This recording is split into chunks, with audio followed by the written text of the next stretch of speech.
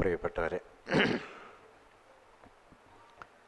സാഹിത്യ നിരൂപണ ശില്പശാല നമ്മൾ ആരംഭിക്കുന്നത് നിരൂപണം എത്രത്തോളം ബാക്കിയുണ്ട് എന്ന ഒരു സംശയത്തിൽ നിന്നാണ്. അതൊരു തെറ്റായ കാര്യമല്ല. കാരണം സാഹിത്യ നിരൂപണം എന്നത് ഒരു സവിശേഷമായ ഒരു സന്ദർഭത്തിൽ നിലവിൽ വന്ന ഒരു കാര്യമാണ്. എല്ലാ കാലത്തും സാഹിത്യ നിരൂപണം അതേപോലെ നിലനിന്നിരുന്നില്ലല്ലോ. ഇപ്പോൾ കുട്ടികൃഷ്ണമാരാർ ഒരു സന്ദർഭത്തിൽ പറയുന്നുണ്ട്, സംസ്കൃത സാഹിത്യത്തിൽ നിരൂപണമില്ല എന്ന് പറയുന്നു. നിങ്ങൾ ആ പ്രസ്താവന ശ്രദ്ധിച്ചിട്ടുണ്ടോയെന്നറിയില്ല. മാരാർ സംസ്കൃതം കമ്പോട് കമ്പ് അറിയുന്ന ആളായിരുന്നു. കാളിദാസനെ വ്യാഖ്യാനിച്ച ആളാണ്. മഹാഭാരതത്തിൽ നിന്ന് ഏറ്റവും മൗലികമായൊരു കൃതി കണ്ടെടുത്ത ഒരാളാണ്. അങ്ങനെ ശൈലിയെക്കുറിച്ചും സാഹിതീയത എന്നതിനെക്കുറിച്ചുമൊക്കെ വളരെ ഗൗരവപൂർവം ആലോചിച്ച മലയാളത്തിലെ ഏറ്റവും പ്രധാനപ്പെട്ട നിരൂപകരിലൊരാളാണ് മാരാർ. സംസ്കൃത സാഹിത്യമാകട്ടെ അതിപ്രാചീനമായ ചരിത്രമുള്ള ഇതിഹാസങ്ങൾ മുതൽ ആദികാവ്യം എന്ന് വിശേഷിപ്പിക്കപ്പെട്ട രാമായണവും ഇതിഹാസമായിട്ടുള്ള മഹാഭാരതവും മുതൽ ഭാസനും കാളിദാസനും ഒക്കെ ഉൾപ്പെടുന്ന അതിബൃഹത്തായൊരു, ലോകത്തിലെ തന്നെ ഏറ്റവും ബൃഹത്തായൊരു സാഹിത്യ പാരമ്പര്യം ഉള്ള ഭാഷയാണ് സംസ്കൃതം. അതിലാണ്ട് മുഴുകിയ ആളാണ് മാരാർ. ഒരുപക്ഷെ മാരാർക്ക് സംസ്കൃത സാഹിത്യത്തിൽ രസിക്കാൻ കഴിഞ്ഞിടത്തോളം മറ്റെന്തിലെങ്കിലും രസിക്കാൻ കഴിഞ്ഞിട്ടുണ്ടോ എന്നും വേണമെങ്കിൽ നമുക്ക് സംശയിക്കാം. അപ്പോൾ യുദ്ധവും സമാധാനവും വായിച്ച് താൻ ബോറടിച്ച കാര്യം മാരാർ എഴുതിയിട്ടുണ്ട്. ഞാൻ 10-30 പേജ് വായിച്ചു, പിന്നെ 4 ചാല അങ്ങോട്ടും ഇങ്ങോട്ടും നടന്നു, പലവട്ടം ശ്രമിച്ചു, എങ്കിലും എനിക്കത് പൂർത്തിയാക്കാൻ പറ്റിയില്ല എന്ന് മാരാർ അതേക്കുറിച്ച് പറയുന്നുണ്ട്. അതേ മാരാർ തന്നെ പക്ഷേ പാവങ്ങളെ അതിഗംഭീരമായി വിലയിരുത്തുകയും ചെയ്യുന്നുണ്ട്. അധ്യാത്മരാമായണം പോലെ സന്ധ്യയ്ക്ക് നിലവിളക്ക് കൊളുത്തി വെച്ച് വായിക്കണം എന്ന് പാവങ്ങളെക്കുറിച്ച് അദ്ദേഹം ഒരു ഘട്ടത്തിൽ പറയുന്നുണ്ട്. അങ്ങനെയുള്ള മാരാർ എന്തുകൊണ്ടായിരിക്കും സംസ്കൃത സാഹിത്യത്തിൽ നിരൂപണമില്ല എന്ന ഒരു നിരീക്ഷണത്തിലേക്ക് പോയത് എന്നാലോചിച്ചാൽ ഒരുപക്ഷെ നമുക്ക് ഈ നിരൂപണം എന്ന ഒരു ശാഖയുടെ പ്രകൃതത്തെക്കുറിച്ച് ചില സവിശേഷമായ ഉൾക്കാഴ്ചകൾ കിട്ടിയേക്കുമെന്നാണ് ഞാൻ കരുതുന്നത്. ഇപ്പോൾ സംസ്കൃതം സാഹിത്യവിജ്ഞാനത്തിൻ്റെ, സാഹിത്യ പഠനത്തിൻ്റെ പല മേഖലകൾക്ക് തുറന്നിട്ടൊരു ഭാഷയാണ്. ഇപ്പം അന്വയിച്ച അർത്ഥം പറഞ്ഞ് സാഹിത്യകൃതികൾക്ക് സൂക്ഷ്മമായ വിശദീകരണം നൽകുന്ന ഒരു വ്യാഖ്യാന പാരമ്പര്യം സംസ്കൃതത്തിലുണ്ട്. കാളിദാസനെ വ്യാഖ്യാനിച്ച മല്ലീനാഥൻ വെറുതെ അന്വയിച്ച അർത്ഥം പറയുകയല്ല, അന്വയിച്ച അർത്ഥം പറഞ്ഞ് ആ സാഹിത്യകൃതിയുടെ പ്രത്യക്ഷാർത്ഥത്തിനപ്പുറത്തേക്ക് കൃതിയെ കൊണ്ടുപോകുന്ന ഒരു വ്യാഖ്യാന പാരമ്പര്യം സംസ്കൃതത്തിലുണ്ട്. നമുക്കറിയുന്നത് പോലെ സംസ്കൃതത്തിലെ ചിന്താപാരമ്പര്യം തന്നെ ഏറിയ പങ്കും വ്യാഖ്യാനമാണ്. ഇപ്പോൾ ശങ്കരാചാര്യർ മുഖ്യമായി ചെയ്തത് പ്രസ്ഥാനത്രയത്തിന് ഭാഷ്യം എഴുതുകയായിരുന്നു എന്നറിയാമല്ലോ. ഭഗവത്ഗീതയ്ക്കും ദശോപനിഷത്തുകൾക്കും ബ്രഹ്മസൂത്രത്തിനും എഴുതിയ ഭാഷ്യം വഴിയാണ് ശങ്കരൻ തൻ്റെ ദർശനം സ്ഥാപിക്കുന്നത്. അത് സംസ്കൃതത്തിലൊരു പ്രധാന രീതിയാണ് വ്യാഖ്യാനം എന്ന് പറയുന്നത്. അത് അന്വയിച്ച അർത്ഥം പറയുന്നിടത്ത് നിന്ന് തുടങ്ങി സ്വന്തം ആശയങ്ങളുടെ അവതരണം വരെയുള്ള വിപുലമായൊരു മേഖല വ്യാഖ്യാന വിജ്ഞാനത്തിൻ്റെതായിട്ട് സംസ്കൃതത്തിലുണ്ട്. മാരാരും അതിൽ പ്രവർത്തിച്ചിട്ടുണ്ട്. ഇപ്പോൾ കാളിദാസ കൃതികൾക്ക് മാരാർ തയ്യാറാക്കിയ വിവർത്തനം പരിശോധിച്ചാൽ വെറും വിവർത്തനമല്ല, അതിൽ മല്ലീനാഥൻ്റെ വഴിയിലൂടെ സൂക്ഷ്മമായ നിരീക്ഷണങ്ങൾ പലതും അദ്ദേഹം ഉയർത്തിക്കൊണ്ടുവരുന്നുണ്ട്. എന്നു മാത്രമല്ല, ഒരു നിരൂപകൻ എന്ന നിലയ്ക്ക് ആ വിവർത്തനത്തിൽ ഇടപെടുന്നുണ്ട്. ഇപ്പോൾ ചില ശ്ലോകങ്ങളൊക്കെ എടുത്തിട്ട് മാരാർ പറയും ഇത് പ്രക്ഷിപ്താണെന്ന് പറയും. അതെന്താ കാരണം എന്ന് ചോദിച്ചാൽ മൂപ്പർക്ക് ഇഷ്ടമായില്ല എന്നുള്ളതാണ്. വേറെ പ്രത്യേകിച്ച് കാരണമൊന്നുമില്ല. ഇങ്ങനെ ഒരു ശ്ലോകം കാളിദാസന് എഴുതൂല. എന്താ കാരണം? കാളിദാസനെ കുറിച്ചുള്ള മാരാരുടെ ബോധ്യത്തിന് അത് നിരക്കുന്നില്ല. ഞാനത് തെറ്റാണെന്ന് പറയല്ല. അങ്ങനെ വിവർത്തനത്തിനപ്പുറം മാരാരൊരു നിരൂപണ പദ്ധതിയും വ്യാഖ്യാന പദ്ധതിയും ഒക്കെ ഉപയോഗിച്ചാണ് രഘുവംശവും മേഘസന്ദേശവും ശാകുന്തളമൊക്കെ വിവർത്തനം ചെയ്യുകയും വ്യാഖ്യാനിക്കുകയും ചെയ്തത്. ഇത് മാരാർക്ക് നന്നായിട്ട് അറിയാം. പിന്നെ നമുക്കൊക്കെ അറിയുന്നത് പോലെ സംസ്കൃത സാഹിത്യമാണ് സാഹിത്യമീമാംസ എന്ന് വിളിക്കാവുന്ന സാഹിത്യ ചിന്തയുടെ ഒരു ബൃഹത് ലോകം ഉണ്ടാക്കിയ ഭാഷയാണ്. രസസിദ്ധാന്തം, ധ്വനിസിദ്ധാന്തം, അനുമിതി, വക്രോക്തി എന്നിങ്ങനെ എത്രയോ, ഏതാണ്ടൊരു പൊതുവർഷാരംഭത്തിന് തൊട്ട് മുമ്പ് മുതൽ 18-ാം നൂറ്റാണ്ട് അപ്പയ്യ ദീക്ഷിതർ വരെയുള്ള ഒരു 1000-2000 വർഷക്കാലത്തെ സാഹിത്യ ചിന്തയുടെ പാരമ്പര്യം സംസ്കൃതത്തിനുണ്ട്.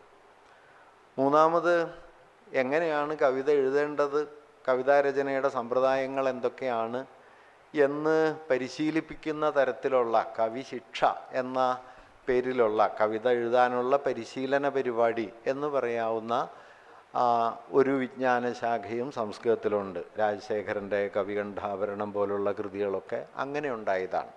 ഇതിലെല്ലാം നല്ല ജ്ഞാനവും അടിയുറപ്പും ഉള്ള ഒരാളാണ് മാരാർ.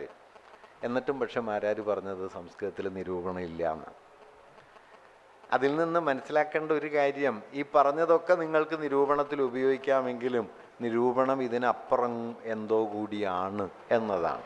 ആ എന്തോ ഒന്നാണ് നിരൂപണത്തെ സാഹിത്യ സംബന്ധിയായ ഇതര ആലോചനകളിൽ നിന്ന് വ്യത്യസ്തമാക്കുന്നത്. അതെന്താണ്? മാരാർ അതിനെ സംബന്ധിച്ച് ഒരു സൂചന മറ്റൊരു സ്ഥലത്ത് നൽകിയിട്ടുണ്ട്. അത് മഹാഭാരതത്തെക്കുറിച്ചുള്ള അദ്ദേഹത്തിൻ്റെ ആലോചനയിൽ അദ്ദേഹം പറയുന്നത്, മഹാഭാരതത്തിൻ്റെ രസം ശാന്തമാണ് എന്ന് പറയുന്ന സമയത്ത് ആനന്ദവർദ്ധനൻ നിരൂപണത്തിലേക്കുള്ള ആദ്യ ചുവട് വച്ചിട്ടുണ്ട്. അടുത്ത ചുവട് കൂടി വച്ചാൽ അത് നിരൂപണമായേനെ. പക്ഷെ ആ ചുവട് ആനന്ദവർദ്ധനൻ വയ്ക്കുന്നില്ല. എന്താണ് അപ്പോൾ ഒരു നിരൂപണം എന്ന് പറഞ്ഞാൽ? ഇതും പ്രധാനപ്പെട്ട സൂചനയാണ്. മഹാഭാരതത്തിൻ്റെ ആകമാനമുള്ള രസം ശാന്തമാണ് എന്നത് നിരൂപണത്തിലേക്കുള്ളൊരു ചുവടായിട്ട് മാരാർ കാണുന്നുണ്ട്. പക്ഷേ നിരൂപണം പൂർത്തിയായിട്ടില്ല. അങ്ങനെ ആലോചിച്ചാൽ നിരൂപണം, ഞാൻ പറഞ്ഞു തന്നെ എന്താണെന്ന് വെച്ച് കഴിഞ്ഞാൽ, നിരൂപണം എന്ന് പറയുന്നത് ഒറ്റ വാക്യത്തിൽ ചുരുക്കി പറയാം, നിരൂപണം എന്ന് പറയുന്നത് വളരെ ആധുനികമായിട്ടുള്ള ഒരു സാഹിത്യ വിചാര രീതിയാണ്. സാഹിത്യമുള്ള എല്ലാ കാലത്തും സാഹിത്യ നിരൂപണം നാം ഇന്ന് മനസ്സിലാക്കുന്ന അർത്ഥത്തിലില്ല.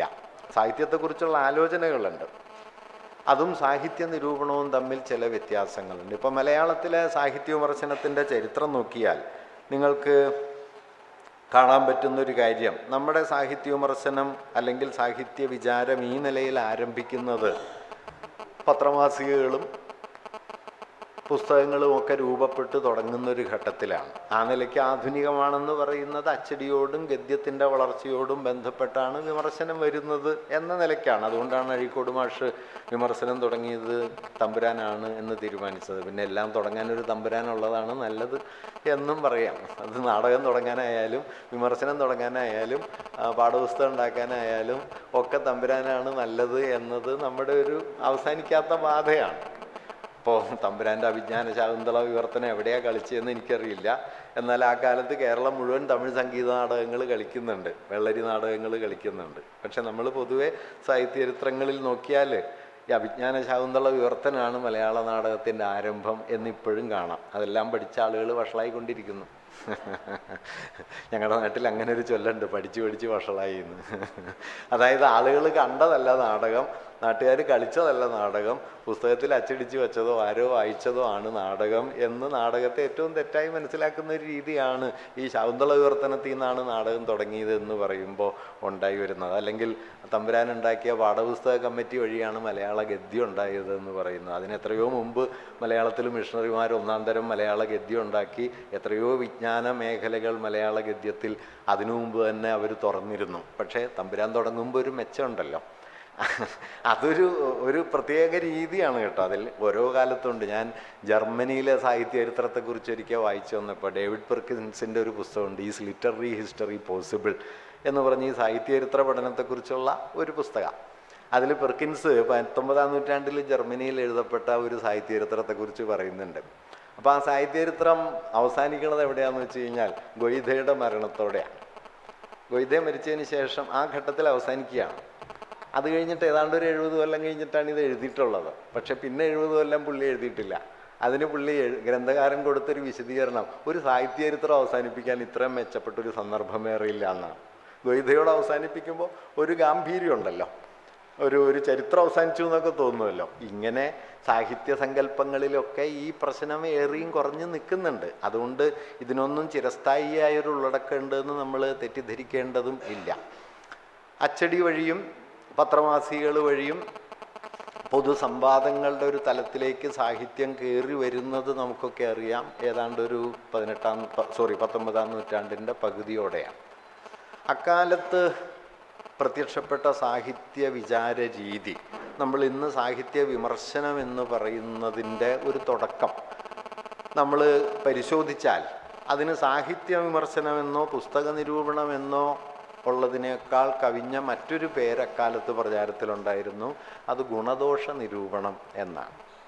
ഗുണദോഷ നിരൂപണം, ഒരു കൃതി എടുക്കുക, അതിൻ്റെ മേന്മ എന്താണ്, പോരായ്മ എന്താണ്, ഭാഷാപരമായ മികവ് എന്താണ്, തകരാറെന്താണ് എന്നെല്ലാം ഒരു പരിശോധന നടത്തി അതിൻ്റെ ഗുണങ്ങളും ദോഷങ്ങളും ചൂണ്ടിക്കാണിക്കുക എന്നൊരു നിലയിലാണ് നമ്മുടെ വിമർശനത്തിൻ്റെ ആദ്യത്തെ ഒരു വരവ്. ഏതാണ്ട് ഇതിൻ്റെ തുടർച്ച തന്നെയാണ് ഈ ഖണ്ഡനം മണ്ഡനം എന്ന് പറയുന്നത്. ഗുണങ്ങളൊക്കെ എടുത്തു പറയുന്നത് മണ്ഡനമാണ്, ദോഷങ്ങളൊക്കെ എടുത്തു പറയുന്നത് ഖണ്ഡനമാണ് എന്ന നിലയിൽ അത് പിൽക്കാലത്തേക്കും തുടരുന്നുണ്ട്. ശങ്കരക്കുറുപ്പ് വിമർശിക്കപ്പെടുന്നു എന്ന് പറയുമ്പോഴോ ഒക്കെ ഈ ഒരു ഖണ്ഡനമാണ് വിമർശനം എന്നൊരു വാദം തന്നെ വരികയും ചെയ്തല്ലോ. അങ്ങനെ നോക്കിയാൽ ഏതാണ്ട് 19-ാം നൂറ്റാണ്ടിൻ്റെ അവസാനം മുതൽ 20-ാം നൂറ്റാണ്ടിലൊരു ആദ്യത്തെ 1-2 പതിറ്റാണ്ടുകൾ വരെ സാഹിത്യകൃതികളുടെ ഒരു ഗുണദോഷ പരിശോധന എന്ന നിലയിലാണ് പൊതുവെ നമ്മുടെ വിമർശനം പ്രവർത്തിച്ചത് എന്ന് കാണാൻ പറ്റും. ഇതിൽ നിർണായകമായ മാറ്റം വന്നത് നമുക്കൊക്കെ അറിയുന്നത് പോലെ നളിനിക്ക് എഴുതിയ വളരെ ചെറിയൊരു അവതാരികയിൽ AR നടത്തിയ ഇടപെടലാണ്. 1.5 പേജോ മറ്റോ ഉള്ള അവതാരികയാണ്. പക്ഷേ ആ അവതാരികയിൽ AR കൊണ്ടുവന്ന പ്രധാനപ്പെട്ട മാറ്റം നമുക്കൊക്കെ അറിയാം. അത് കൃതിയുടെ ഗുണദോഷങ്ങളെക്കുറിച്ചൊന്നും അദ്ദേഹം അതിൽ പറയുന്നില്ല. ഭാഷാ പരിശോധനയ്ക്കോ പ്രമേയ പരിശോധനയ്ക്കോ ഒന്നും മുതിരാതെ, പ്രമേയ പരിശോധനയൊക്കെ പിന്നെയും തുടരുന്നുണ്ട്. ലീലാകാവ്യം മോശമാണെന്ന് പറയുന്ന വള്ളത്തോളായാലും അത് പ്രമേയം യുക്തിഭദ്രമല്ല എന്ന് പറഞ്ഞ മാരാരായാലും ഒക്കെ പഴയ ഈ പ്രമേയ പരിശോധനയുടെ പുതിയ വഴികളാണ് ഉണ്ടാക്കിയെടുക്കുന്നത്. മാരാരതുകൊണ്ട് കുറേ നാട്ടുകാരെ ചുറ്റിക്കുകയും ചെയ്തു ഇല്ലേ. ഇപ്പോൾ ലീല ഭർത്താവിനെ കൊന്നതാണ്, അവളുടെ ശായിയാം പുരുഷൻ ഒരു നാൾ ഉഷസ്സിൽ ഉണർന്നിടാതെയായി എന്ന വാക്യെടുത്തിട്ട് മാരാരത് വാദിച്ച് സമർത്ഥിച്ച് ലീല ഭർതൃഘാതിനിയാണ് എന്ന് അതിസമർത്ഥമായി വാദിക്കുന്നുണ്ട്. ആരോ പറഞ്ഞ പോലെ നന്നായിട്ട് വാദിച്ച കേസാണ്, പക്ഷെ കേസ് മാറിപ്പോയി എന്നുള്ളൊരു പ്രശ്നം മാത്രമേ ഉള്ളൂ. ലീലാകാവ്യത്തിൻ്റെ പ്രശ്നം ഭർത്താവ് എങ്ങനെ മരിച്ചു എന്നുള്ളതേ അല്ല. അത് ആ കവിതയിലെ ഏറ്റവും ആനുഷംഗികമായ ഒരു കാര്യം മാത്രമാണ്. ലീല മടങ്ങി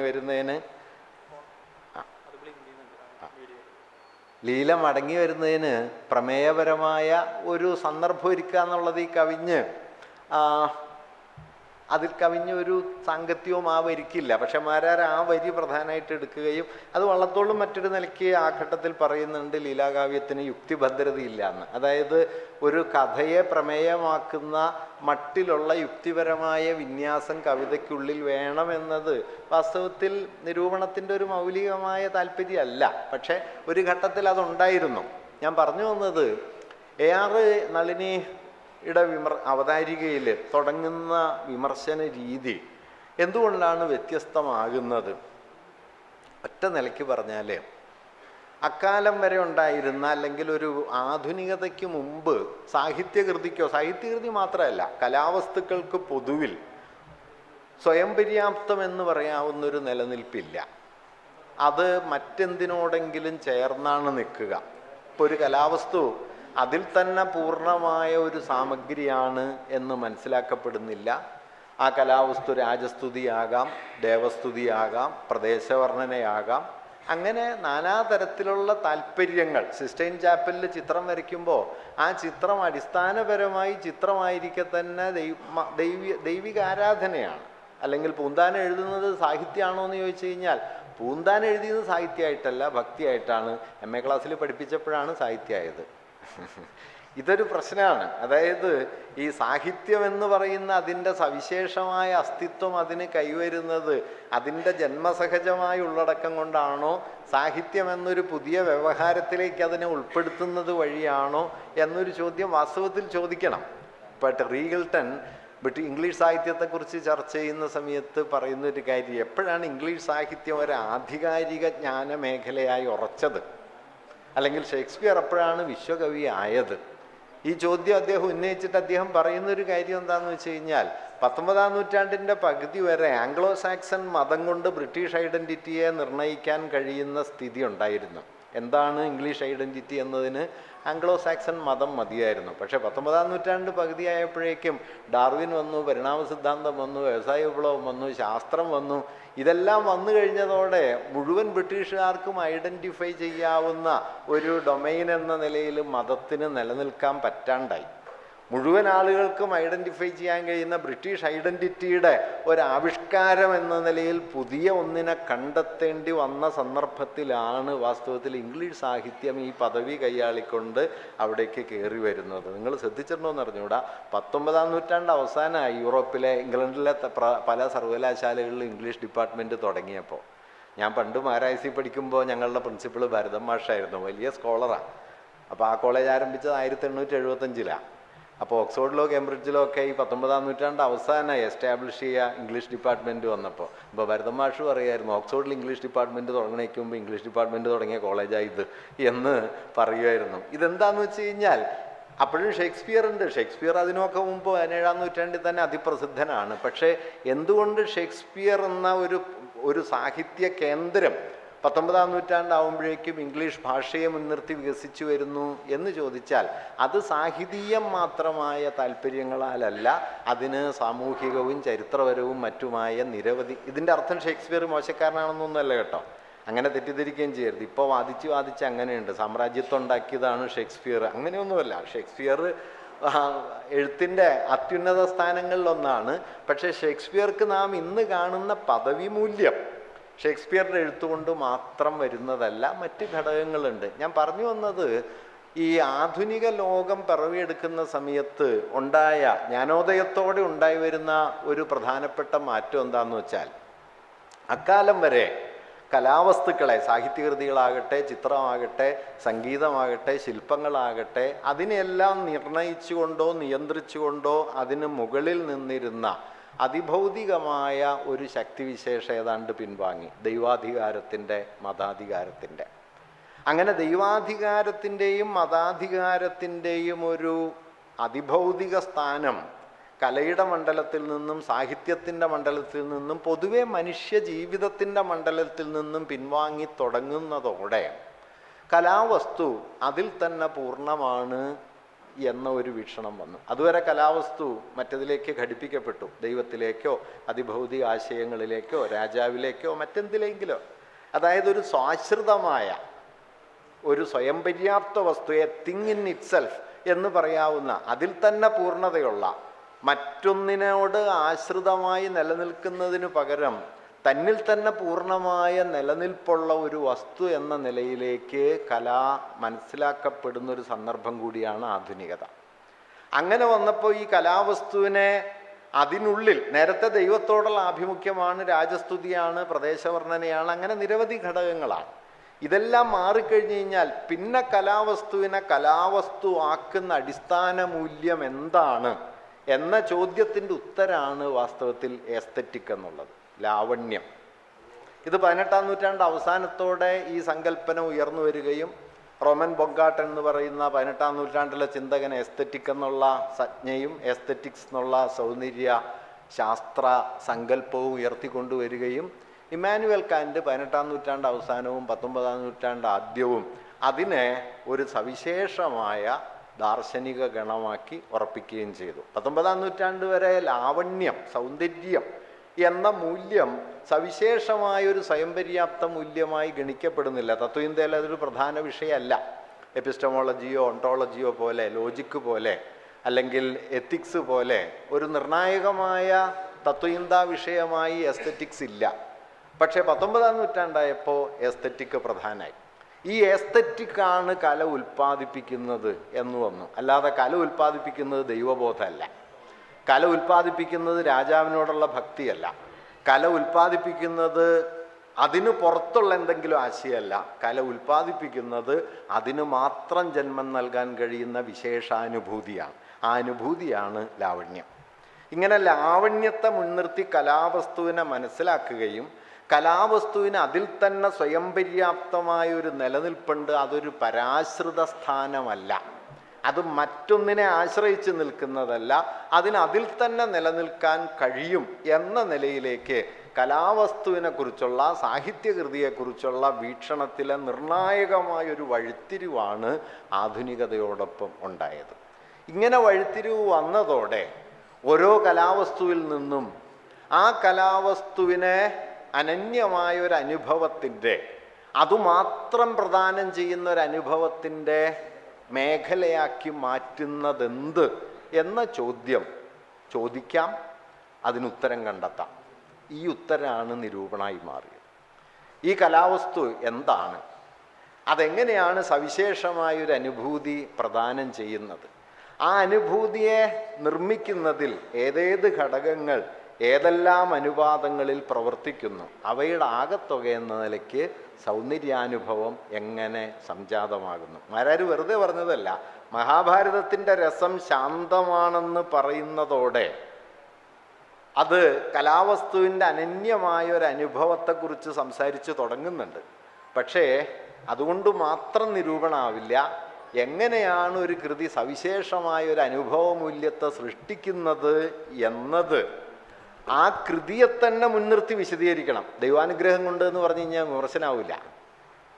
അല്ലെങ്കിൽ ഒരു ദിവസം കാലത്ത് വെളിപാട് വന്നപ്പോൾ ഒരാൾ പുസ്തകം എഴുതി, അതുകൊണ്ട് കൃതി ഗംഭീരമായിപ്പോയി എന്ന് പറഞ്ഞാൽ വിമർശനാവില്ല. അതെല്ലാം പഴയ വിശ്വാസത്തിൻ്റെ അകത്ത് പോകും. അതായത് ഒരു കലാവസ്തു, ഇപ്പം സാഹിത്യം എടുത്താൽ സാഹിത്യത്തിൻ്റെ നിർമ്മാണ സാമഗ്രികൾ എന്ന് ആധുനികത കരുതുന്ന ചില അടിസ്ഥാന ഘടകങ്ങളുണ്ട്. 1 ഭാഷ, 2 രൂപസംവിധാനം, 3 ശൈലീവിശേഷങ്ങൾ, 4 ഒരു ഓതർ, 5 അതെഴുതപ്പെടുന്ന സന്ദർഭം. റോമൻ ജാക്കോബ്സന്റെ വളരെ പ്രസിദ്ധമായ അടിസ്ഥാന ഘടകങ്ങളാണ്. അപ്പോൾ ഭാഷയെയും രൂപസംവിധാനത്തെയും ശൈലിയെയും അതുപോലെ ഗ്രന്ഥകാരനെയോ ഗ്രന്ഥകാരിയെയും അതുപോലെ രചനാ സന്ദർഭത്തെയും നമ്മൾ സാഹിത്യകൃതിയിൽ സന്നിവേശിപ്പിക്കുന്നു. ഇത്ര മാത്രമേ സാഹിത്യത്തിലുള്ളൂ എന്നല്ല കേട്ടോ ഞാൻ പറയണത്. സാഹിത്യത്തിൽ ഇതല്ലാത്ത പലതും ഉണ്ട്. നിങ്ങൾ ശ്രദ്ധിച്ചിട്ടുണ്ടോ എന്ന് അറിഞ്ഞുകൂടാ, നമ്മുടെ 20-ാം നൂറ്റാണ്ടിലെ ഏറ്റവും വലിയ കലാചിന്തകന്മാരിൽ ഒരാളായിരുന്നു ജോൺ ബർജർ. ബർജർ വളരെ സവിശേഷമായൊരു രചനാശൈലിയുള്ള ആളായിരുന്നു. നമ്മുടെ ഈ ബൈബിളിലൊക്കെ സുഭാഷിതങ്ങളുണ്ടല്ലോ, സുഭാഷിത ഭാഷയിലാണ്, അഫോറിസംസിൻ്റെ ഭാഷയിലാണ് മൂപ്പര് എഴുതുക. വിസ്തരിക്കൊന്നുമില്ല, ചെറിയ വാക്യങ്ങൾ, നീഷ എഴുതുന്നത് പോലെയുള്ള വാക്യങ്ങളാണ്. ഒറ്റ വാക്യം എഴുതുള്ളൂ, മെൻ ലുക്ക് വിമൻ അപ്പിയർ. ഇത് കഴിഞ്ഞ് 5 കൊല്ലം കഴിഞ്ഞിട്ടാണ് കേട്ടോ ലോറ മൾവി ആ ലേഖനം എഴുതിയത്. ലോറ മൾവിയുടെ മെയിൽ ഗേസിനെ കുറിച്ചുള്ള ലേഖനം വരുന്നതിന് 5 കൊല്ലം മുമ്പ് ബർജർ പറയുന്നുണ്ട്, മെൻ ലുക്ക് വിമൻ അപ്പിയർ. ആണുങ്ങൾ നോക്കുന്നു, സ്ത്രീകൾ കാഴ്ചയാവുന്നു.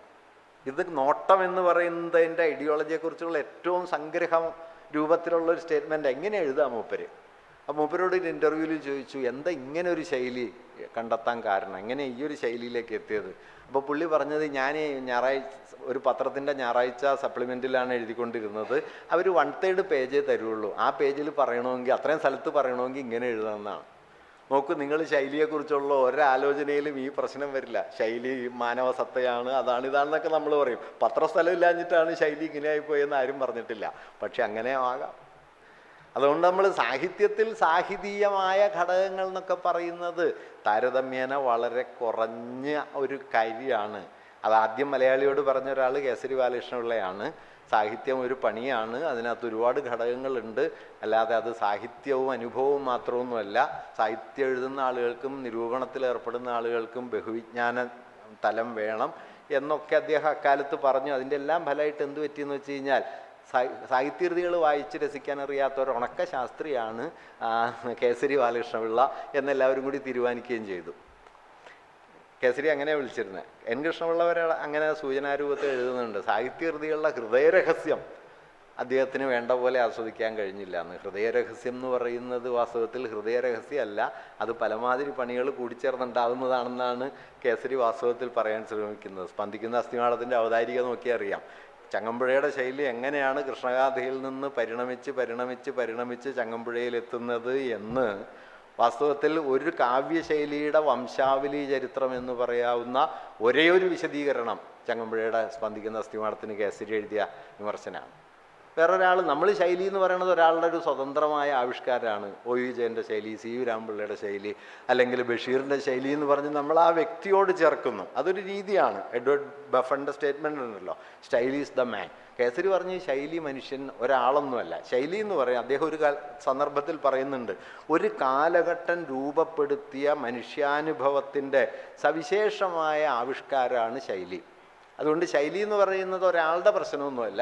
ശൈലി എന്ന് പറയുന്നത് ഒരു സാമൂഹ്യ ബന്ധം കൂടിയായിട്ടാണ് നിലനിൽക്കുന്നത് എന്ന് അദ്ദേഹം പറയുന്നുണ്ട്. അപ്പം ഞാൻ പറഞ്ഞു വന്നത്, 19-ാം നൂറ്റാണ്ട് അവസാനത്തോടെ ഇന്ത്യയിലും 19-ാം നൂറ്റാണ്ട് അല്ലെങ്കിൽ 18-ാം നൂറ്റാണ്ട് അവസാനത്തോടെ യൂറോപ്യൻ ഭാഷാ സാഹിത്യത്തിലുമെല്ലാം സാഹിത്യകൃതി മതത്തോടോ രാജവാഴ്ചയോടോ നാടുവാഴുത്ത ബന്ധങ്ങളോടോ അതിഭൗതികമായ ഇതര ശക്തിവിശേഷങ്ങളോടോ കെട്ടുപിണയാത്ത, അതിൽ തന്നെ പൂർണ്ണതയുള്ള ഒരു സ്വതന്ത്ര വസ്തുവാണ് എന്ന് മനസ്സിലാക്കപ്പെടാൻ തുടങ്ങുകയും ആ സ്വതന്ത്ര ഉള്ളടക്കമാണ് കലയെ കലയാക്കി മാറ്റുന്നത് എന്ന വിശദീകരണം ഉണ്ടായി വരികയും ചെയ്തു. ഇപ്പോൾ വാൾട്ടർ പേറ്റർ കലയ്ക്ക് വേണ്ടി എന്ന് പറയുന്നത് നമ്മൾ സാമാന്യേന വലിയ തോതിൽ വിമർശിക്കുന്ന ഒരാശയമാണ്. അത് ശരിയുമാണ്, ആ വിമർശനം ശരിയുമാണ്. പക്ഷേ കലയ്ക്ക് വേണ്ടി എന്ന് വാൾട്ടർ പേറ്റർ പറയുന്ന സന്ദർഭത്തിലുള്ള ഒരു സൂചന എന്താണെന്ന് വെച്ചാൽ, കല രാജാവിന് വേണ്ടിയല്ല എന്നാണ്. കല രാജാവിന് വേണ്ടിയല്ല, കല ദൈവത്തിന് വേണ്ടിയല്ല, കല മതത്തിന് വേണ്ടിയല്ല, കല അത് പകരുന്ന അനുഭവത്തിന് വേണ്ടിയാണ്. ഇങ്ങനെ മനസ്സിലാക്കിയാൽ കലയ്ക്ക് വേണ്ടി എന്നുള്ള വാദത്തിൽ കലയുടെ ആധുനികമായൊരു സ്വത്വ സംസ്ഥാപനമുണ്ട്. കലയെ മറ്റൊന്നിൻ്റെ ആശ്രിത സ്ഥാനത്ത് നിർത്തുന്നതിന് പകരം കലയ്ക്ക് അതിൻ്റേതു മാത്രമായൊരു സ്വയം പര്യാപ്ത മണ്ഡലമുണ്ട് എന്ന് പറയുകയും ഈ സ്വയം പര്യാപ്തതയുടെ കാര്യകാരണങ്ങളെ അതിനുള്ളിൽ നിന്ന് തന്നെ, കലാവസ്തുവിനുള്ളിൽ നിന്ന് തന്നെ നിർദ്ധാരണം ചെയ്തെടുക്കുകയും ചെയ്യുക എന്നതുവഴിയാണ് വിമർശനം ഉണ്ടാകുന്നത്. അതുകൊണ്ടാണ് ഞാൻ വിമർശനം ആധുനികമാണെന്ന് പറഞ്ഞത്. അത് അച്ചടി വന്നു, പത്രമാസികകൾ വന്നു, ഗദ്യം വികസിച്ചു, അതിലൂടെ വിമർശനം ഉണ്ടായി എന്ന് പറയുന്നിടത്ത് അവസാനിക്കുന്നില്ല. അതെല്ലാം ശരിയാണ്. പത്രവും അച്ചടിയും പത്രമാസികകളും ഗദ്യവ്യാപനവും യുക്തിബോധവും എല്ലാം കൂടി ചേർന്നിട്ടാണ് വിമർശനം ഉണ്ടായത്. പദ്യത്തിൽ വിമർശനമൊന്നും ഉണ്ടായിട്ടില്ല. കുഞ്ഞിക്കുട്ടൻ തമ്പുരാനൊക്കെ ചില തമാശ കവിതകളൊക്കെ എഴുതിയിട്ടുണ്ടെന്ന് ഒഴിച്ചാലും പദ്യത്തിൽ പൊതുവെ വിമർശനമില്ലല്ലോ. വിമർശന അടിസ്ഥാനപരമായൊരു ഗദ്യാവിഷ്കാരമാണ്. ഗദ്യമാണെങ്കിൽ ആധുനികതയോടൊപ്പമാണ് ലോകത്തെ എല്ലാ ഭാഷകളിലും വികാസം പ്രാപിച്ചത്. ആ നിലയ്ക്ക് ഗദ്യത്തോടും യുക്തിയോടും അച്ചടിയോടും ഒക്കെ ബന്ധപ്പെടുത്തി നിങ്ങൾക്ക് വിമർശനത്തെ കാണാം. അത് തെറ്റുമല്ല. പക്ഷെ വിമർശനം ആഴത്തിൽ ആധുനികമായിരിക്കുന്നത് സാങ്കേതികമായി ഈ ഘടകങ്ങളെ മുൻനിർത്തി മാത്രമല്ല, മറിച്ച് കലയെക്കുറിച്ചുള്ള പുതിയൊരു വീക്ഷണം ആ സങ്കല്പത്തിൻ്റെ പിന്നിലുണ്ട് എന്നുള്ളത്. ആ വീക്ഷണം എന്താണെന്ന് വെച്ച് കഴിഞ്ഞാൽ, കലാവസ്തു, സാഹിത്യകൃതി അതൊരു സ്വയം പര്യാപ്ത മണ്ഡലമാണ്. ആ സ്വയം പര്യാപ്ത മണ്ഡലം നമുക്ക് നൽകുന്ന അനുഭവമൂല്യമാണ് ലാവണ്യം. ഈ ലാവണ്യം കലാവസ്തുവിൽ എങ്ങനെ സന്നിഹിതമാകുന്നു, ഈ ലാവണ്യാനുഭവത്തിലേക്ക് കലാവസ്തു നമ്മെ എങ്ങനെ കൂട്ടിക്കൊണ്ടുപോകുന്നു, അതിൻ്റെ കാര്യകാരണങ്ങൾ എന്ത് എന്ന് ആ കലാവസ്തുവിനെ തന്നെ ആശ്രയിച്ചുകൊണ്ട് അടിസ്ഥാനപ്പെടുത്തിക്കൊണ്ട് വിശദീകരിക്കലാണ്. ഇങ്ങനെ പുതിയ ഒരു ലോക സന്ദർഭവും ആ ലോക സന്ദർഭം ജന്മം നൽകിയ കലയെക്കുറിച്ചുള്ള വീക്ഷണഗതിയും ചേർന്നാണ് വാസ്തവത്തിൽ സാഹിത്യ വിമർശനം എന്നത് 19-ാം നൂറ്റാണ്ടിൽ യൂറോപ്യൻ ഭാഷകളിലും 20-ാം നൂറ്റാണ്ടോടെ ഇന്ത്യൻ ഭാഷകളിലുമൊക്കെ ഒരാധുനിക ഗണമായത്. ഇതിൻ്റെ പ്രാരംഭം എന്ന നിലയ്ക്കാണ് വാസ്തവത്തിൽ ഗുണദോഷ നിരൂപണത്തെയോ അതിൻ്റെ എക്സ്റ്റൻഷൻ പോലെയുള്ള ഖണ്ഡനമണ്ഡനങ്ങളെയോ നമുക്ക് ആധുനികമായ കലാനിരൂപണം എന്ന്, സാഹിത്യ നിരൂപണം എന്ന് പരിഗണിക്കുന്നതിൽ പരിമിതിയുണ്ട്. കാരണം അത് വാസ്തവത്തിൽ വിജയൻ മാഷ് മുണ്ടശ്ശേരി മാഷെക്കുറിച്ച് എഴുതുമ്പോൾ പറയുന്നൊരു വാക്യമുണ്ട്, ഈ തനിക്ക് തിരുത്താനുള്ള നോട്ട് ബുക്കാണ് കവി എഴുതുന്നത് എന്നൊരു തെറ്റിദ്ധാരണ വിജയൻ മുണ്ടശ്ശേരിക്ക് ഉണ്ടായിരുന്നു എന്ന്. അങ്ങനെ അത് വിമർശകന്മാർക്ക് പൊതുവേ ഉള്ള ഒരു തോന്നലാണ്. ഞാൻ 2 തിരുത്തലും കൂടി നടത്തി കഴിഞ്ഞ് കഴിഞ്ഞാൽ കവിത ശരിയാവുന്നു. മൂപ്പര് കവിത എഴുതിയാൽ പിന്നെ കവിതയെ ബാക്കി ഉണ്ടാവില്ല. ഇതെന്താന്ന് വെച്ച് കഴിഞ്ഞാൽ, ഈ അങ്ങനെ അക്ഷരത്തെറ്റ് അല്ലെങ്കിൽ വാക്യഘടന തിരുത്തലോ അക്ഷരത്തെറ്റ്, ഇതിൻ്റെ ഒരു പ്രശ്നം എന്താണെന്ന് വെച്ച് കഴിഞ്ഞാൽ, എന്താണ് വാക്യഘടന? ഇപ്പം ഹാ പുഷ്പമേ എന്ന് തുടങ്ങുന്ന സമയത്ത് ആശാനീ നിരർത്ഥക ശബ്ദങ്ങൾ ഇത്ര വ്യാപകമായി ഉപയോഗിക്കുന്ന സമയത്ത് അന്നത്തെ ഒരു കൂട്ടം നിരൂപകർ കരുതിയിരുന്നത് ആശാന് വൃത്തഭദ്രതയോടെ എഴുതാൻ അറിയാത്തത് കൊണ്ട് ഗ്യാപ്പ് വരുന്ന സ്ഥലത്തൊക്കെ ഹാ അഹഹ ഹൈ അന്താന്നൊക്കെ എഴുതി ചേർക്കുന്നു എന്നാണ്. ഇങ്ങനെ എഴുതിയിട്ടുണ്ട് അക്കാലത്ത്. പക്ഷെ ആശാൻ പുതിയൊരു അനുഭവ മണ്ഡലം കൊണ്ടുവരികയാണ്. ആശാൻ വാസ്തവത്തിൽ ഹാന്ന് എഴുതി തുടങ്ങുന്നതോ ഐന്ന് എഴുതുന്നതോ അഹഹാന്ന് എഴുതുന്നതോ അവിടെ വേറൊരു വാക്ക് വയ്ക്കാൻ പറ്റാഞ്ഞിട്ടല്ല, മറിച്ച് ഭാഷ കൊണ്ട് തെളിയാത്തൊരു അനുഭവ മണ്ഡലത്തെ കവിതയിൽ കൊണ്ടുവരണം എന്ന് കരുതുകയും അനുഭവത്തിൻ്റെ പുതിയൊരു ഘടനയെ വാക്കുകൊണ്ട് അഭിസംബോധന ചെയ്യാൻ ശ്രമിക്കുകയും ചെയ്യുന്നു. വിജയമാഷ് ബഷീറിനെ കുറിച്ച് പറയുമല്ലോ, അനുഭവത്തിൻ്റെ ഒരു പുതിയ ഭൂഖണ്ഡം. ഈ ഭൂഖണ്ഡം വരുന്നതോടെ ഭാഷ മാറും, രചനാരീതി മാറും. ലാളിച്ചു പെറ്റ ലത, അങ്ങനെ ലാളിച്ചു പ്രസവിക്കാൻ പറ്റുമോ എന്ന് ചോദിക്കുന്ന ആളുണ്ട്. അത് ഞാൻ നേരത്തെ പറഞ്ഞ ഈ ഗുണദോഷ നിരൂപണമാണ്. അത് വാക്യഘടനയുടെ ചേർച്ച കൊണ്ട് കവിത ശരിയാവുമോ ഇല്ലയോ എന്നുള്ള പരിശോധനയാണ്. അവിടെ നിന്ന് വളരെ വ്യത്യസ്തമാണ് AR നളിനിയിൽ നടത്തുന്ന ഇടപെടൽ. AR നളിനിയിൽ പറഞ്ഞ ചെറിയ കാര്യം ഇത്രയേ ഉള്ളൂ. എന്താണ് ശൃംഗാരം എന്ന് പറയുന്നത്? സാധാരണ നിലയിൽ അതൊരു രാജസഭാവത്തിലാണെങ്കിൽ സാത്വിക പ്രകൃതിയുള്ള ശൃംഗാരത്തെയാണ് ഈ നളിനി നമുക്ക് മുമ്പിൽ തരുന്നത്. അത് ആ കൃതിയുടെ അനന്യമായ ഒരടിസ്ഥാന സ്വഭാവമായി. അതിനെ വളരെ വിസ്തരിച്ചൊന്നും AR പ്രതിപാദിച്ചിട്ടില്ല. പക്ഷേ അക്കാലം വരെ നമ്മുടെ നിരൂപണം ഒരു സാഹിത്യകൃതിയുടെ ഗുണങ്ങളും ദോഷങ്ങളും പോരായ്മകളും മികവുകളും ഒക്കെ എടുത്തു പറഞ്ഞ് എണ്ണിത്തിട്ടപ്പെടുന്ന ഒരു സാങ്കേതിക പരിപാടിയായിരുന്നുവെങ്കിൽ AR ആദ്യത്തെ ചുവട് വയ്ക്കുന്നത് ആ കൃതിയുടെ ഹൃദയത്തിലേക്കാണ്. എന്താണ് ഈ കൃതി, അഥവാ എന്താകണം ഈ കൃതി? എന്താണെന്ന് നളിനി വായിച്ച എല്ലാവരും AR വായിച്ച പോലെ വായിച്ചു എന്ന് ചോദിച്ചാൽ നമുക്ക് പറയാൻ പറ്റില്ല. പക്ഷേ AR ആ കൃതിയെ പുതിയൊരു അനുഭവസ്ഥാനാക്കി മാറ്റുകയാണ് ചെയ്യുന്നത്.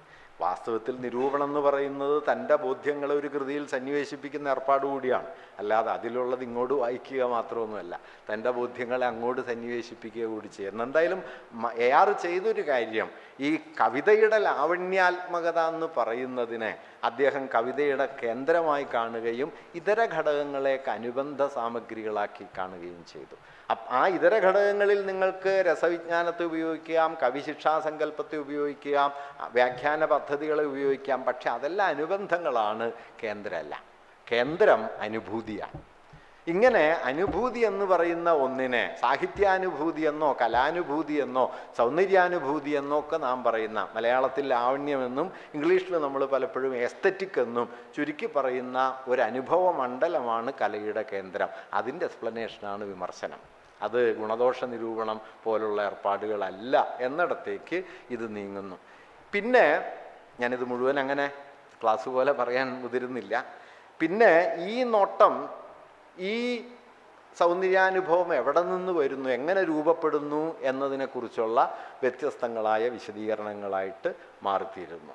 ഇപ്പം രൂപസംവിധാനമാണ് കലയുടെ അനുഭൂതിയുടെ കാതൽ എന്നാണ് ഫോർമലിസ്റ്റുകൾ കരുതിയത്. അവർ ലിറ്റററിനെസ്, സാഹിതീയത എന്ന് പറയുന്നത് ഭാഷയുടെ സവിശേഷമായ ചില പ്രയോഗങ്ങളാണ്, പ്രമേയമല്ല.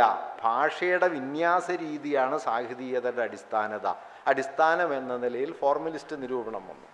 സോഷ്യോളജിക്കൽ ക്രിറ്റിക്സ് ആകട്ടെ ഒരു കൃതി എഴുതപ്പെടുന്ന കാലത്തിൻ്റെ സമൂഹ ബന്ധങ്ങളെ സംഗ്രഹിക്കാനായിട്ട് ഒരു കൃതിക്ക് എത്രത്തോളം കഴിയുന്നു എന്നതാണ് അതിൻ്റെ മൂല്യനിർണ്ണയത്തിൻ്റെ അനുഭവമണ്ഡലത്തിൻ്റെ ആധാരമായിട്ട് കണ്ടത്.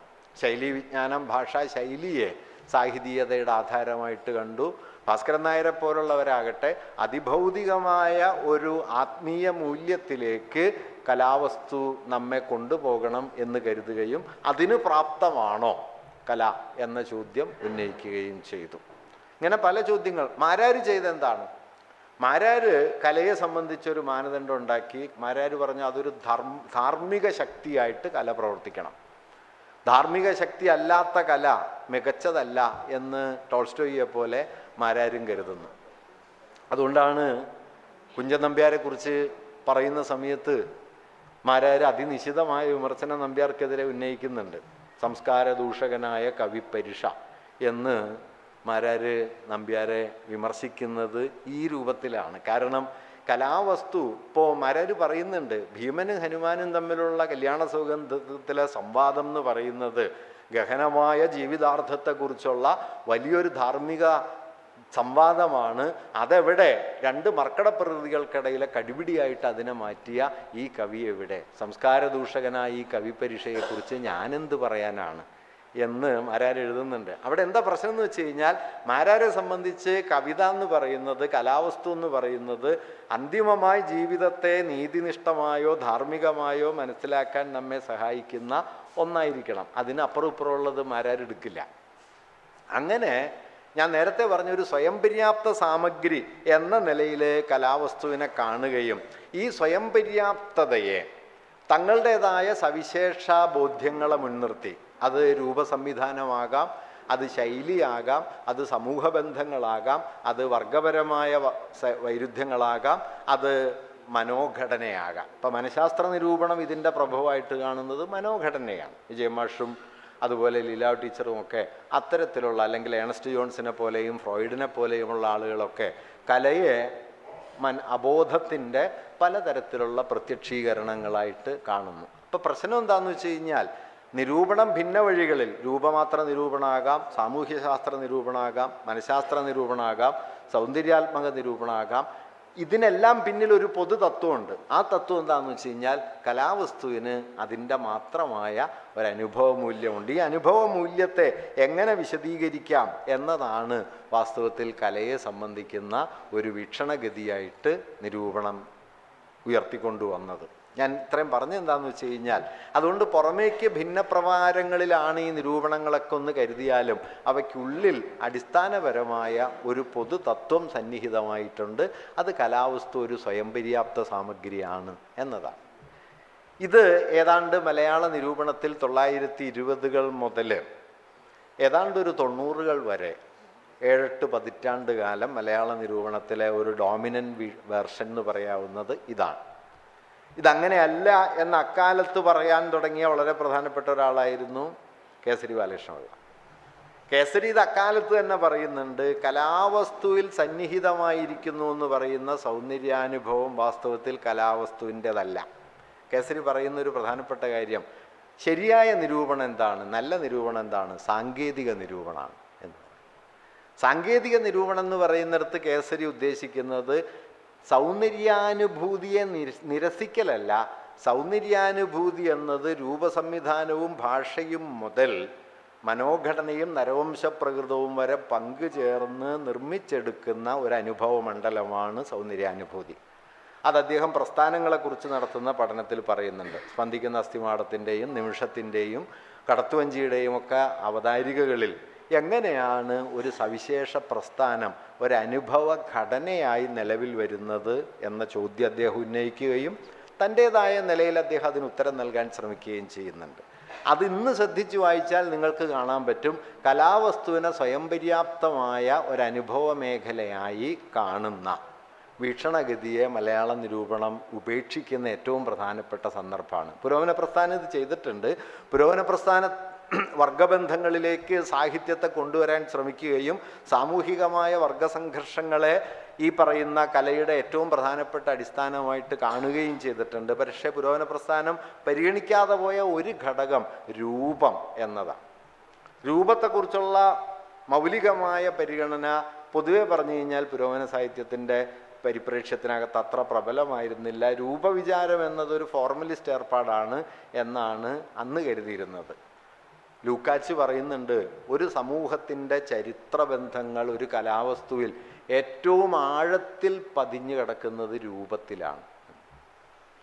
ആ വാക്യം ഉദ്ധരിച്ചിട്ട് ടെറി ഈഗിൾട്ടൺ പറയുന്നത്, ഒരു മാർക്സിസ്റ്റ് ഇങ്ങനെ ഒരു വാക്യം എഴുതുമെന്ന് സാധാരണ നിലയിൽ നമ്മൾ പ്രതീക്ഷിക്കില്ല, പക്ഷേ ലൂക്കാച്ച് എഴുതിയിട്ടുണ്ട്.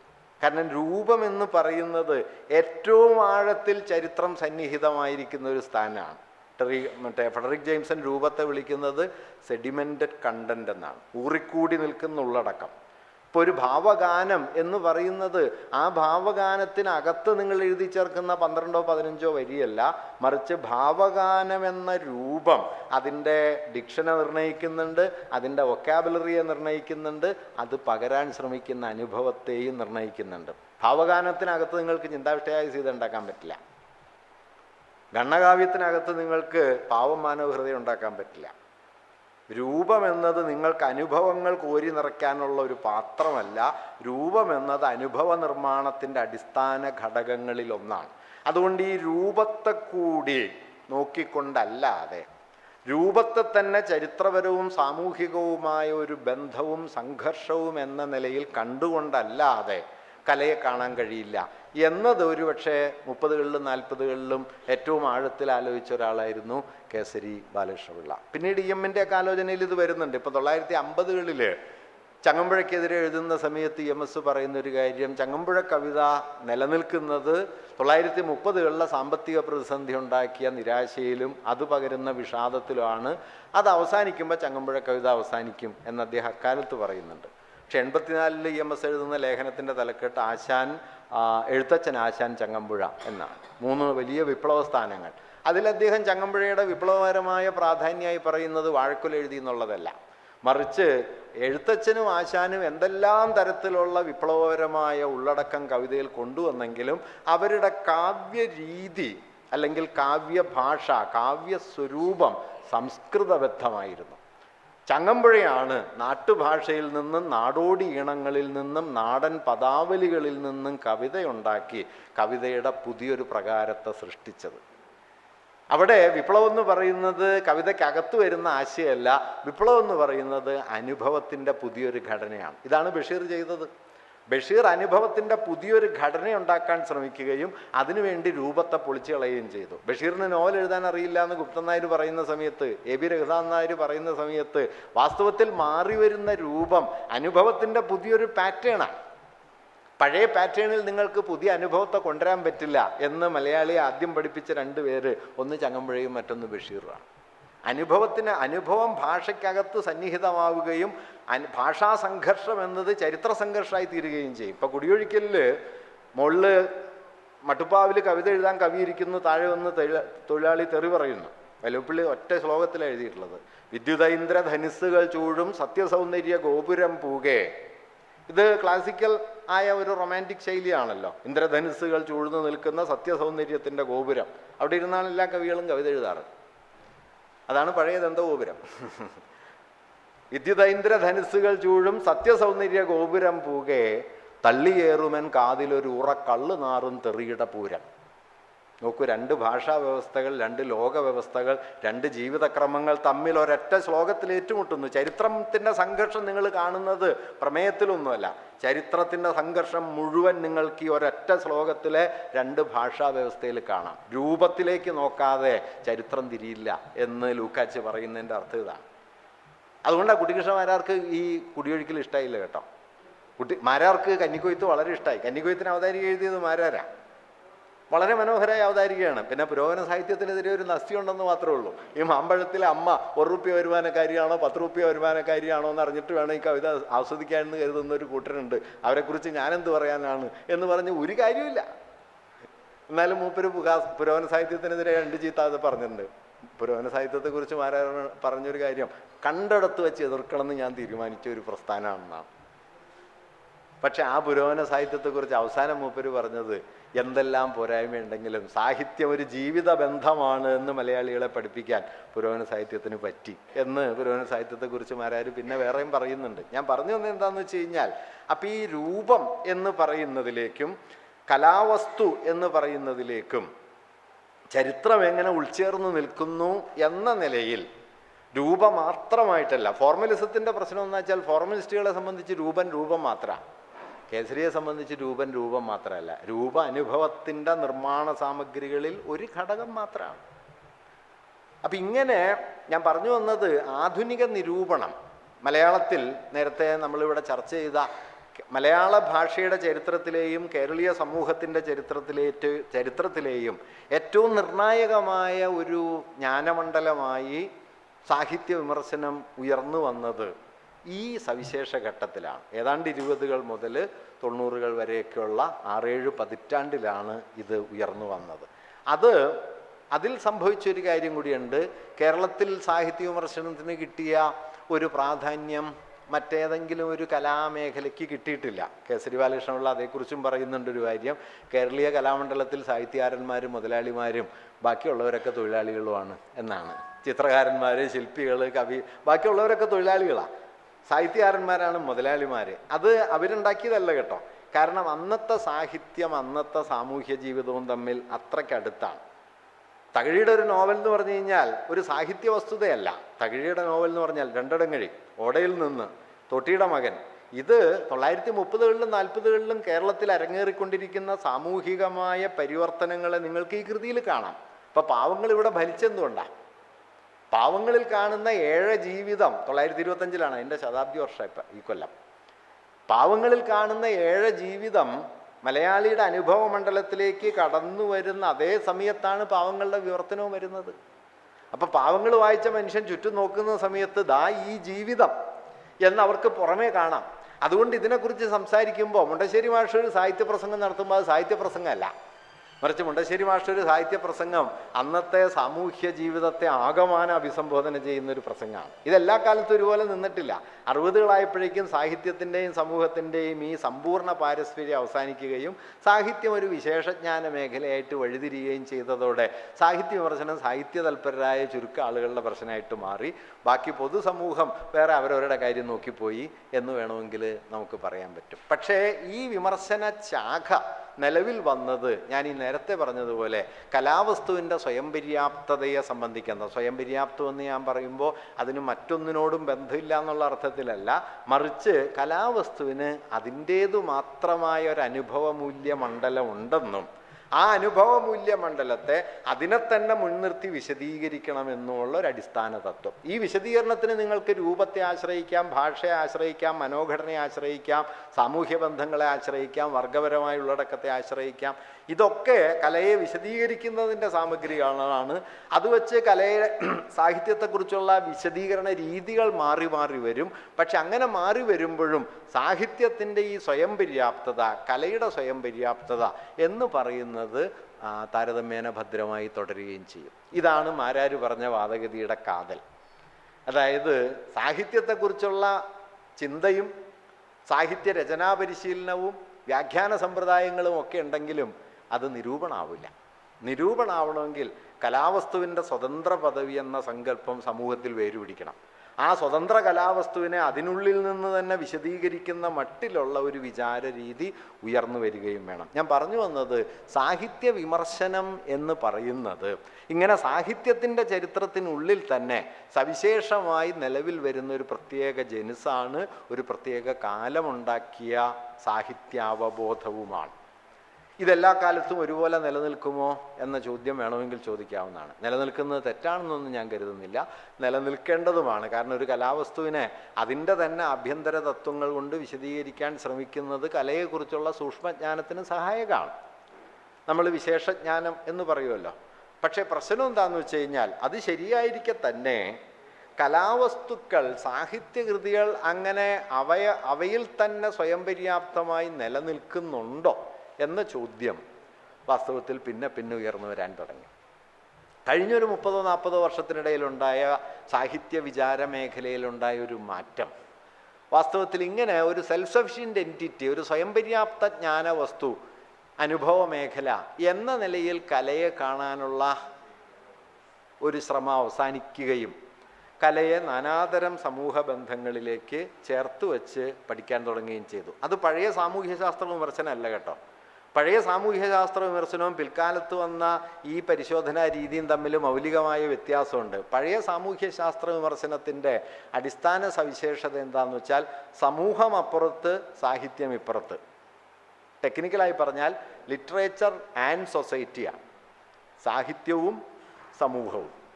സാഹിത്യവും സമൂഹവും എന്നൊരു സമുച്ചയ നിവാദം നിങ്ങൾ ഉപയോഗിക്കുമ്പോൾ എന്ത് പറ്റുന്നു എന്ന് വെച്ച് കഴിഞ്ഞാൽ സാഹിത്യം ഒരു വസ്തുവാണ്, സമൂഹം വേറൊരു യാഥാർത്ഥ്യം. ഈ സമൂഹ യാഥാർത്ഥ്യം സാഹിത്യത്തിൽ എങ്ങനെ വരുന്നു എന്ന് നോക്കുന്ന സമയത്ത് ആദ്യഘട്ടത്തിൽ കരുതിയിരുന്നത് പ്രതിഫലനാണെന്നാണ്. പ്രതിഫലൻ അത്ര പര്യാപ്തമല്ല എന്ന് വന്ന സമയത്താണ് പ്രതിനിധാനം എന്ന വാക്കുണ്ടാക്കിയത്. സാമൂഹിക യാഥാർത്ഥ്യങ്ങളുടെ പ്രതിനിധാനമാണ് കല എന്നത്. വാസ്തവത്തിൽ വാക്കു മാറുന്നു എന്നല്ലാതെ അടിസ്ഥാനപരമായ സമീപനം മാറുന്നില്ല. കാരണം അപ്പോഴും ഇത് രണ്ടും രണ്ടാണ്. സാഹിത്യം ഒരു സംഗതിയാണ്, കലാവസ്തു ഒരു സാധനമാണ്, സമൂഹവും ചരിത്രബന്ധങ്ങളും മറ്റൊന്നാണ്. ഇവ തമ്മിൽ പ്രതിഫലനപരമായിട്ടോ പ്രതിനിധാനപരമായിട്ടോ ചില ബന്ധങ്ങളുണ്ട്, പക്ഷെ രണ്ടും രണ്ട് കാര്യമാണ്. ഈ ലിറ്ററേച്ചർ ആൻഡ് സൊസൈറ്റി എന്നതിന് പകരം 1980-90കളോടെ സാഹിത്യ ചിന്തയുടെ മേഖലയിൽ വന്ന ഏറ്റവും മർമ്മസ്പർശിയായ മാറ്റം ലിറ്ററേച്ചർ ആൻഡ് സൊസൈറ്റി അല്ല, ലിറ്ററേച്ചർ ഇൻ സൊസൈറ്റിയാണ്. ചെറിയൊരു വാക്കേ മാറുന്നുള്ളൂ, പക്ഷേ വമ്പിച്ച മാറ്റാണ്. ലിറ്ററേച്ചർ ഇൻ സൊസൈറ്റി എന്ന് പറയുന്നതോടെ സമൂഹഘടനയെ നിർണയിക്കുന്ന നിരവധിയായ ഘടകങ്ങളിൽ ഒന്നായിട്ട് സാഹിത്യം മാറും. അല്ലാതെ സമൂഹ യാഥാർത്ഥ്യത്തിൻ്റെ പ്രതിനിധാന രൂപമോ സമൂഹ യാഥാർത്ഥ്യത്തിൻ്റെ പ്രതിഫലനമോ അല്ല. സാങ്കേതികമായിട്ട് പറഞ്ഞാൽ ഒരു റെപ്രസെൻറ്റേറ്റീവ് എലമെൻ്റ് അല്ല, ഒരു റിഫ്ലക്റ്റീവ് എലമെൻ്റ് അല്ല, ഒരു കോൺസ്റ്റിറ്റ്യൂട്ടീവ് എലമെൻ്റാണ്. ഈ മാറ്റം മാരകമായ മാറ്റമാണ്. ലോക യാഥാർത്ഥ്യത്തെ നിർമ്മിക്കുന്ന സാമഗ്രിയാണ് കല, ലോക യാഥാർത്ഥ്യത്തെ പകർത്തി കാണിക്കുന്നതല്ല. ലോക യാഥാർത്ഥ്യത്തെ നിർമ്മിക്കുകയാണ്. രാജരാജീയത്തിൻ്റെ അവതാരിക നിങ്ങൾ വായിച്ചു നോക്കിയാൽ കേസരി ഒരു വാക്യം എഴുതിയിട്ടുണ്ട്, ഒരു കാലഘട്ടത്തിൻ്റെ അനുഭവഘടനയെ നിർമ്മിക്കുന്നതിൽ ആ കാലത്തിലെ കാവ്യരൂപങ്ങൾക്ക് വലിയ പങ്കുണ്ട്. ഈ ഒരു വാക്യം ഭയങ്കരമായ വാക്യമാണ്. വിജയമാഷ് പറഞ്ഞതുപോലെ കേസരിയെ നമ്മൾ നന്നായി ബഹുമാനിക്കുക, അല്പം പോലും വായിക്കാതിരിക്കുകയും ചെയ്തു എന്നുള്ളതുകൊണ്ട് ഇങ്ങനെയൊക്കെ മൂപ്പര് പറഞ്ഞിട്ടുണ്ട് എന്ന് നമുക്ക് അറിഞ്ഞുകൂടാ. കേസരി മസ്കുലിനിറ്റിയെക്കുറിച്ച് പറയുന്നുണ്ട് കേട്ടോ. നമ്മളിപ്പോഴാണല്ലോ മസ്കുലിൻ സ്റ്റഡീസ്, പുരുഷത്വം എന്ന് പറയുന്നത് ഒരു കോമാളിത്താണെന്ന് ഇപ്പോഴാണല്ലോ അടുത്തിടക്കാണല്ലോ ആളുകൾക്ക് മനസ്സിലായി തുടങ്ങിയത്. കേസരി 34 എഴുതുന്ന ഒരു വാക്യം എന്താണെന്ന് വെച്ച് കഴിഞ്ഞാൽ, ദൃഢവും ഉദ്ഗ്രഥിതവുമായ വ്യക്തിത്വം ഇനി മുതൽ ബുദ്ധിശൂന്യർക്കും നിരീക്ഷണ പാഠമില്ലാത്തവർക്കും മാത്രമേ ഉണ്ടാകൂ. ആധുനിക മനുഷ്യനെ ഉണ്ടായി തുടങ്ങിയിട്ടേ ഉള്ളൂ. അപ്പം മൂപ്പര് കയറി അടിക്കുക, ഉദ്ഗ്രഥിത വ്യക്തിത്വം എന്ന് പറയുന്നത് ബുദ്ധിശൂന്യതയാണ്. ഇന്നിപ്പോൾ നമുക്ക് ഈ വാക്യം എളുപ്പം മനസ്സിലാവും. കാരണം മാസ്കുലിനിറ്റി എന്ന് പറയുന്നത് എങ്ങനെയാണ് ഒരു ഫാഷിസ്റ്റ് പൊട്ടൻഷ്യൽ ഉള്ളതായി നിൽക്കുന്നത് എന്ന് ഇപ്പം നമുക്കറിയാം. കേസരി 30 പറഞ്ഞു. അന്ന് കുടുംബത്തിനെതിരെ കേസരി എഴുതുന്നുണ്ട്. കേസരി എഴുതിയത് പുരുഷനെ വിത്തുകാളയും വീട്ടുതമ്പ്രാനുമാക്കി മാറ്റിക്കൊണ്ടും സ്ത്രീകളെ അടുക്കള ചക്കികളും പേറ്റുമൃഗങ്ങളുമാക്കി മാറ്റിക്കൊണ്ടുമാണ് ഫാസിസ്റ്റ് സംസ്കാരം എന്നതുപോലെ പുകഴ്പെറ്റ ഭാരതീയ സംസ്കാരവും നിലനിന്നു പോന്നിട്ടുള്ളത്. ഇതൊക്കെ 30 എഴുതിയത്. അന്നൊന്നും ഇത് വായിക്കാൻ ആരുമില്ല, ഇന്നും ആരും വായിക്കുന്നില്ല. എങ്കിൽ ഞാൻ പറഞ്ഞത് മൂപ്പരുടെ നിരീക്ഷണത്തിൻ്റെ കാതലിതാണ്. അതിൽ പുള്ളി പറയുന്നുണ്ട്, നിങ്ങളിത് മനസ്സിലാവണമെങ്കിൽ ഓർത്തു നോക്കിയാൽ മതി. രമണൻ എന്ന് പറയുന്നത് എങ്ങനെയാണ് ഒരു കാലഘട്ടത്തിൻ്റെ അനുഭവഘടനയെ നിർമ്മിച്ചത്. രമണൻ MT വാസുദേവൻ നായർ എഴുതുന്നുണ്ട്, ആളുകൾക്ക് പുസ്തകം വായിക്കാൻ പൈസയൊന്നുമില്ല, പക്ഷേ 5 കിലോമീറ്റർ വൈകുന്നേരം നടന്ന് എടത്തിയുടെ വീട്ടിൽ പോയിട്ട് രമണൻ്റെ ഒരു കോപ്പി മേടിച്ചുകൊണ്ട് വന്ന് രാത്രി മണ്ണെണ്ണ വിളക്കെടുത്തിരുന്ന് പകർത്തി വെച്ചിട്ട് പിറ്റേന്ന് ഈ 5 കിലോമീറ്റർ നടന്ന് അവിടെ കൊണ്ടുപോയി കൊടുത്തു. അങ്ങനെ വായിച്ച കൃതിയിലെ കുറേ വരികളെങ്കിലും അറിയാത്ത ഒരു മലയാളിയും 40കളിൽ കേരളത്തിലില്ല. മലയാളിയുടെ മുഴുവൻ അനുഭവഘടനയും സൃഷ്ടിച്ചു. നിങ്ങൾ രമണൻ ശ്രദ്ധിച്ചിട്ടുണ്ടോ? രമണൻ ഈ പറയുന്ന കാര്യം കേരളത്തിലില്ല. ആടുമില്ല, ആടുമേക്കലുമില്ല. പക്ഷെ രമണൻ വായിച്ചിട്ട് ഇത് കേരളീയമല്ല എന്ന് ഒറ്റ മലയാളിക്കും തോന്നിയുമില്ല. ഒരു മലയാളിക്കും ഇത് ഭാരതീയമല്ലല്ലോ, കേരളീയമല്ലല്ലോ എന്ന് തോന്നിയില്ല. ഇങ്ങനെ ഒരു കാലത്തിൻ്റെ അനുഭവഘടനയെ ഒരു കൃതി നിർമ്മിക്കും എന്നത് ഞാൻ നേരത്തെ പറഞ്ഞ പോയിന്റിലേക്ക് വരികയാണ്. കലാവസ്തു എന്ന് പറയുന്നത് അത് സാമൂഹികമോ മറ്റോ ആയ യാഥാർത്ഥ്യങ്ങളെ, അല്ലെങ്കിൽ ജീവിതത്തിൻ്റെ സൂക്ഷ്മ സത്യങ്ങളെ, അല്ലെങ്കിൽ അതിഭൗതികമായ ദൈവികാംശങ്ങളെ പ്രതിഫലിപ്പിക്കുകയോ പകർത്തി കാണിക്കുകയോ ചെയ്യുന്ന ഒന്നല്ല. ഇതാണ് അടിസ്ഥാന വ്യത്യാസം. ലിറ്ററേച്ചർ ആൻഡ് സൊസൈറ്റി അല്ല, ലിറ്ററേച്ചർ ആൻഡ് എസ്തറ്റിക് അല്ല, മറിച്ച് ലിറ്ററേച്ചർ ഇൻ സൊസൈറ്റിയാണ്. ഇൻ ആകുന്നതോടെ വാസ്തവത്തിൽ കല എന്ന് പറയുന്നത്, സാഹിത്യം എന്ന് പറയുന്നത് ഒരു നിർമ്മാണ വസ്തുവാകും. എന്ന് വെച്ച് കഴിഞ്ഞാൽ ചന്തുമേനോൻ്റെ ഇന്ദുലേഖയിൽ വടക്കേ മലബാറിൽ ഉയർന്നു വരുന്ന കോഴിക്കോട് വരുന്ന തുണിമില്ലുകളെ കുറിച്ച് പറയുന്നുണ്ട്. ഈ തുണിമില്ലുകൾ എങ്ങനെയാണോ ആധുനികതയുടെ സ്ഥാപന ഘടകമായിരിക്കുന്നത്, അതുപോലെ ആധുനികതയുടെ ഒരു സ്ഥാപന ഘടകമാണ് ചന്തുമേനോൻ എഴുതിയ നോവലും. അല്ലാതെ തുണിമില്ല് അവിടെ ഉണ്ടായി വരുന്നു, ചന്തുമേനോൻ കഥ എഴുതുന്നു, അങ്ങനെയല്ല. ചന്തുമേനോൻ എഴുതിയ കഥയും ആധുനികതയുടെ കോൺസ്റ്റിറ്റ്യൂട്ടീവ് എലമെൻ്റാണ്, തുണിമില്ലും ആധുനികതയുടെ കോൺസ്റ്റിറ്റ്യൂട്ടീവ് എലമെൻ്റാണ്. എങ്ങനെ?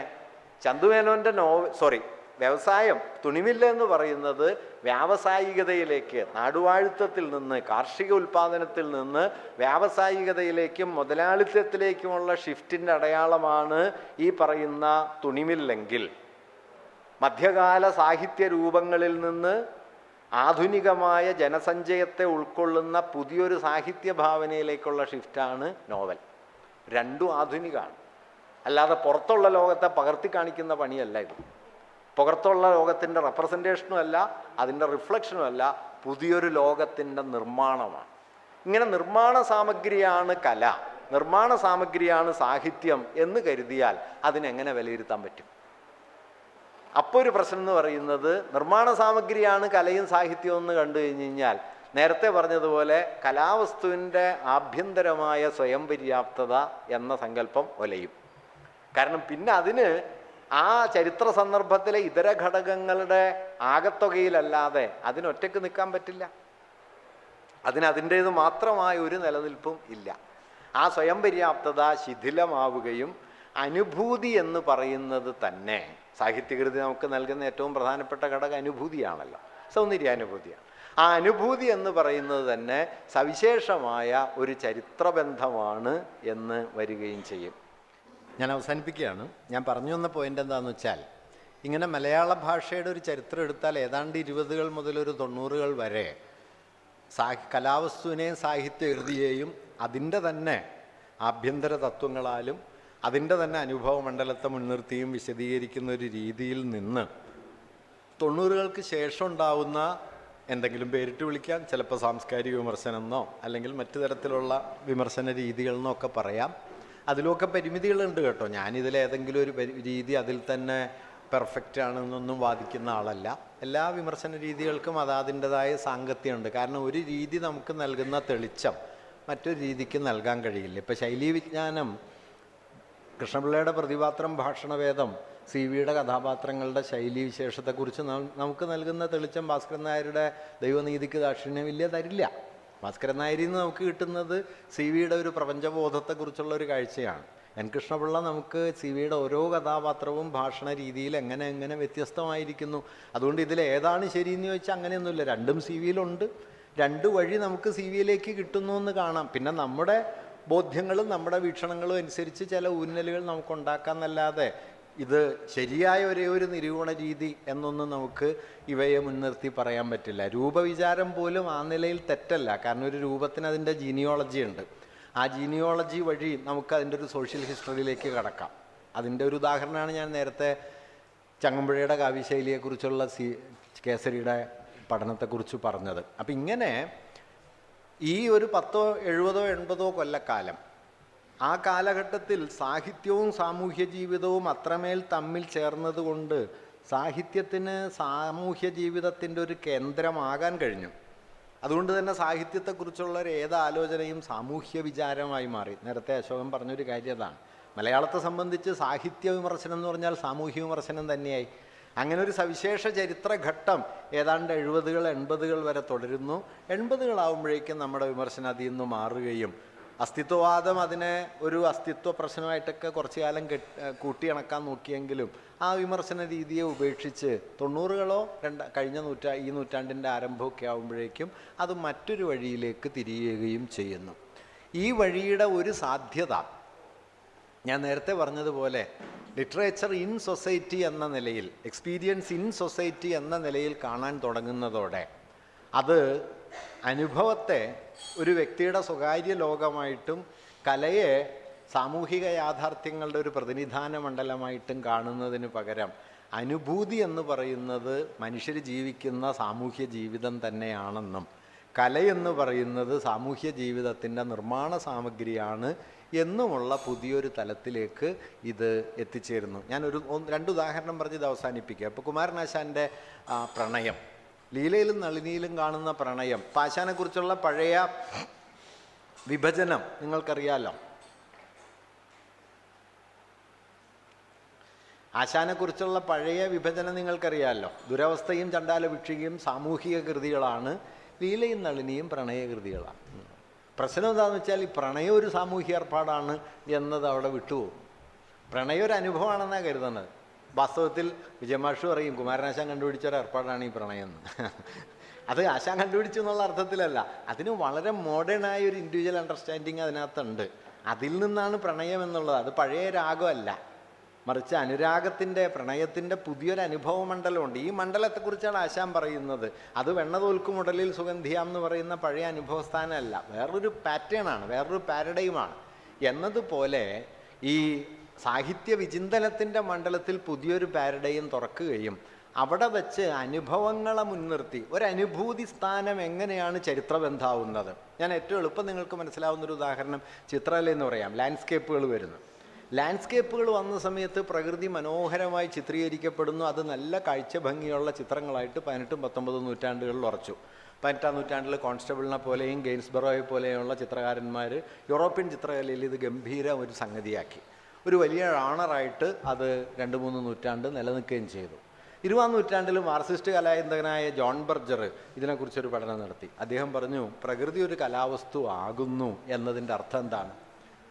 അതിന് രണ്ടർത്ഥമുണ്ട്. ഒന്ന്, ഈ പ്രകൃതിക്ക് പുറത്തു നിന്ന് അതിനെ നോക്കാവുന്ന ഒരാളായിട്ട് ഞാൻ മാറുന്നു. ഒരു സബ്ജക്റ്റ് ഒബ്ജക്റ്റ് റിലേഷൻ വരുന്നു. പ്രകൃതി ഒരു ഒബ്ജക്റ്റായി അപ്പുറം വരുന്നു, നോക്കുന്ന സബ്ജക്റ്റായിട്ട് ഞാനിപ്പുറം വരുന്നു. എന്നിലും പ്രകൃതിയിലും ഒരുപോലെ പ്രവർത്തിക്കുന്ന അതിഭൗതികമായൊരു ദൈവിക ശക്തിയെക്കുറിച്ചുള്ള ദൈവ സാന്നിധ്യത്തെക്കുറിച്ചുള്ള ബോധം അവസാനിക്കുന്നു. പ്രകൃതി എൻ്റെ നോട്ടത്തിൻ്റെ വിഷയമാകുന്നു, ഞാൻ നോക്കുന്ന വിഷയിയാകുന്നു. ഈ പുതിയ വിഷയീത്വം പ്രകൃതിയെക്കുറിച്ചുള്ള ഈ കാഴ്ചയിലുണ്ട്. ഒന്ന്. രണ്ട്, വലിയ പ്രകൃതി ദൃശ്യങ്ങൾ കോൺസ്റ്റബിളൊക്കെ വരയ്ക്കുമ്പോൾ അതിൻ്റെ ഫോർഗ്രൗണ്ടിൽ നമ്മൾ ഒരാളുടെ മുഖം കാണും. ഒരു കുന്നിൻ്റെ മുകളിൽ നിന്നിട്ട് ഒരു പ്രഭു താഴെയുള്ള വലിയ ഭൂഭാഗങ്ങളെ നോക്കുകയാണ്. അപ്പോൾ താഴെ ഭൂഭാഗ ദൃശ്യങ്ങളുടെ വിശാലമായ പെർസ്പെക്റ്റീവ് ഉണ്ട്, ക്ലോസപ്പിൽ ഒരാളുടെ മുഖവുമുണ്ട്. ബർജർ പറഞ്ഞത്, പുതുതായി വികസിച്ചു വരുന്ന കാർഷിക മുതലാളിത്തത്തിൻ്റെ ഉടമസ്ഥതാ സങ്കല്പമാണ് ഈ ചിത്രം. എൻ്റെ അധികാരത്തിലും എൻ്റെ നോട്ടത്തിലും വരുന്ന സ്ഥലം, കാർഷിക മുതലാളിത്തം വികസിച്ചു വരികയും അതിഭീമമായ ഭൂഭാഗ മേഖലകളിൽ വ്യക്തികൾ ഉടമാവകാശം കയ്യാളി തുടങ്ങുകയും ചെയ്യുന്ന 18ആം നൂറ്റാണ്ടിലെ ചിത്രമാണ് ഇത്തരം ലാൻഡ്സ്കേപ്പുകൾ. അപ്പം അവിടെ ചിത്രം എന്ത് ചെയ്യുന്നു? ചിത്രം പ്രകൃതിയുടെ ചിത്രം മാത്രമാണ്. അത് പ്രത്യേകിച്ച് ഒരു സോഷ്യൽ മെസ്സേജും തരുന്നില്ല. പക്ഷേ ഞാൻ നേരത്തെ പറഞ്ഞ പോലെ ആർട്ട് ഇൻ ഹിസ്റ്ററിയാണ്, ആർട്ട് ആൻഡ് ഹിസ്റ്ററി അല്ല. ആർട്ട് ആൻഡ് ഹിസ്റ്ററി ആണെങ്കിൽ നിങ്ങൾ പ്രമേയം നോക്കും. പ്രമേയം നോക്കി എന്താ? ഒരു കുന്നിൻ ചെരുവ്. പ്രമേയം നോക്കിയ ഒരു കുന്നിൻ ചെരുവോ ഒരു പുഴയോ ഒക്കെയാണ്. ആ പ്രമേയത്തിലല്ല ചരിത്രം, മറിച്ച് ആ പ്രമേയത്തെ കല ഏറ്റെടുക്കുകയും ആ പ്രമേയം കലയായി മാറുകയും ചെയ്യുന്നതിൻ്റെ പിന്നിലെ അനുഭവഘടനയിലാണ് ചരിത്രം. അതായത് പുതിയ വിമർശന സന്ദർഭം എന്ന് പറയുന്നത് അനുഭവഘടന എന്നൊന്നിലേക്ക്, റൈമണ്ട് വില്യംസ് അതിനെ സ്ട്രക്ചർ ഓഫ് ഫീലിംഗ് എന്ന് പറയും. അനുഭവഘടന. ഓരോ കാലവും അതിൻ്റെ സവിശേഷമായ അനുഭവഘടനകളുണ്ടാകും. ആ അനുഭവഘടനകൾ തെളിഞ്ഞു വരുന്നതാണ് കലാവസ്തുക്കൾ. കലാവസ്തുക്കളിൽ നിന്ന് ഈ അനുഭവഘടനയെ കണ്ടെടുക്കലാണ് വിമർശനം ചെയ്യേണ്ടത്. അങ്ങനെ കലാവസ്തുക്കളിൽ നിന്ന് അനുഭവഘടനയെ കണ്ടെടുക്കാൻ ശ്രമിക്കുമ്പോൾ കലയ്ക്ക് അതിൻ്റേതു മാത്രമായ ഒരു സ്വയം പര്യാപ്ത ജീവിതം ഉണ്ടാവില്ല. ആ സ്വയം പര്യാപ്ത ജീവിതത്തെ വിശദീകരിക്കുന്ന വിമർശന സമീപനത്തിന് ഇവിടെ അതുപോലെ തുടരാനും പറ്റില്ല. ഒരു പാരഡൈം ഷിഫ്റ്റ്, ഞാൻ നേരത്തെ പറഞ്ഞതുപോലെ ഗുണദോഷ നിരൂപണത്തിൽ നിന്ന് വിമർശനത്തിലേക്ക് വന്നപ്പോൾ ഉണ്ടായ ഒരു വിചാരമാതൃകാ വ്യതിയാനം പോലെ ഈ നിരൂപണത്തിൽ നിന്ന് ഈ പറയുന്ന അനുഭവഘടനാ പരിശോധനകളിലേക്ക് കടക്കുമ്പോൾ മറ്റൊരു വിചാരമാതൃകാ വ്യതിയാനം ഉണ്ടായി വരും. അപ്പം ഈ വ്യത്യാസങ്ങൾ, ഞാനിതിൽ ഏതാണ് ശരി ഏതാണ് നല്ലത് ചീത്ത എന്നൊന്നും പറയല്ല. കലാവസ്തുവിനെ അതിനകത്ത് നിന്ന് തന്നെ പരിശോധിക്കുന്നത് തെറ്റായ ഒരു കാര്യമാണെന്ന് ഞാൻ കരുതുന്നില്ല. കാരണം അങ്ങനെയുള്ള പരിശോധനകളിലൂടെയാണ് ഒരു പക്ഷേ നമുക്ക് കലയെക്കുറിച്ചുള്ള സൂക്ഷ്മജ്ഞാനം ഉണ്ടാക്കാൻ പറ്റുക. അത് കലയുടെ അന്തിമ തത്വമാണെന്ന് കരുതാതിരുന്നാൽ മതി. ആ പരിശോധനയിൽ തെറ്റൊന്നുമില്ല. ഇപ്പം നമ്മൾ സയൻസിൽ സ്പെഷ്യലൈസേഷൻ വരുമല്ല, സ്പെഷ്യലൈസേഷൻ കൊണ്ട് നമുക്ക് ഓരോന്നിനെ സൂക്ഷ്മമായിട്ട് മനസ്സിലാക്കാൻ പറ്റും. പക്ഷേ ആകെ കാഴ്ച സ്പെഷ്യലൈസേഷനിൽ കിട്ടില്ല. ആകെ കാഴ്ചയ്ക്ക് നിങ്ങൾ അതിൽ നിന്ന് അകന്ന് ഇതൊരു സന്ദർഭത്തിൽ ആകമാനം എങ്ങനെ പ്രവർത്തിക്കുന്നു എന്നുള്ള ഒരു ഹോളിസ്റ്റിക് അണ്ടർസ്റ്റാൻഡിങ് വേണം. ആ അണ്ടർസ്റ്റാൻഡിങ്ങിന് അതിനുള്ളിൽ നിന്ന് മാത്രം നോക്കിയാൽ പോരാ, അതിനെ ഈ ബന്ധങ്ങൾക്കകത്ത് വെച്ച് നോക്കണം. ഇങ്ങനെ ബന്ധങ്ങൾക്കകത്ത് വെച്ച് നോക്കാൻ ശ്രമിക്കുന്നതോടെ ഇപ്പം വീണ്ടും മഞ്ഞ് എന്ന് പറഞ്ഞ് ശ്രീജമാഷ് എഴുതുന്നു. ശ്രീജമാഷ് പറയുന്നത് മഞ്ഞ് എങ്ങനെയാണ് പ്രവർത്തിച്ചത്? രണ്ട് കാര്യങ്ങളാണ്. ഒന്ന്, പുരുഷനാൽ പൂർത്തീകരിക്കപ്പെടുന്നവളാണ് സ്ത്രീ എന്ന ഒരടിസ്ഥാന പാട്രിയാർക്കൽ ബോധഘടനയാണ് വിമലയുടെ കാത്തിരിപ്പ്. ചാരിത്ര്യമാണ് സ്ത്രീയുടെ പരമമൂല്യം എന്നതാണ് വിമല. അതിൻ്റെ കൗണ്ടർ പോയിൻ്റാണ് രശ്മി വാജ്പേയി. എന്തുകൊണ്ട് ടാഗോർ ഗീതാഞ്ജലി 1913-15 കാലത്ത് യൂറോപ്പിനെ ആകെ കീഴടക്കി? അതേക്കുറിച്ചുള്ള പിൽക്കാല പഠനങ്ങൾ പറയുന്നത് 2 കാരണങ്ങളാണ്. 2-3 കാരണങ്ങൾ പറയാം. ഒന്ന്, ഗീതാഞ്ജലി ഇംഗ്ലീഷിലേക്ക് പോയ സമയത്ത് ടാഗോർ ബംഗാളി ഗീതാഞ്ജലി അതേപടി പരിഭാഷപ്പെടുത്തിയില്ല. അതിൽ നിന്ന് 49 എണ്ണം തിരഞ്ഞെടുത്ത് 51 എണ്ണം പുതുത് ഉണ്ടാക്കി ഫ്രീ വേഴ്സിലേക്ക് കൊണ്ടുപോയി. ഇവിടുത്തെ ഗീത അല്ല, സ്വതന്ത്ര ഗദ്യം. ഈ സ്വതന്ത്ര ഗദ്യത്തിലാകട്ടെ ഏതാണ്ടൊരു കാമുക ബന്ധത്തെ അടിയൊഴുക്കായി നിർത്തുന്ന മട്ടിൽ മനുഷ്യനും ഈശ്വരനും തമ്മിലുള്ള, പ്രപഞ്ചവും തമ്മിലുള്ള ബന്ധത്തിൻ്റെ ആവിഷ്കാരമായിട്ട് അദ്ദേഹം ഈ നരേഷനെ മാറ്റി. ഈ രണ്ട് കാര്യങ്ങളും യൂറോപ്പിനറിയാം. പഴയ നിയമത്തിലെ സങ്കീർത്തനവും സോങ് ഓഫ് സോളമനും പരിചയമുള്ള യൂറോപ്യൻ വായനാ സമൂഹത്തിന് ഇതിൻ്റെ സെൻഷ്വാലിറ്റിയും മനസ്സിലാവും, ഇതിൻ്റെ ഫോമും മനസ്സിലാവും.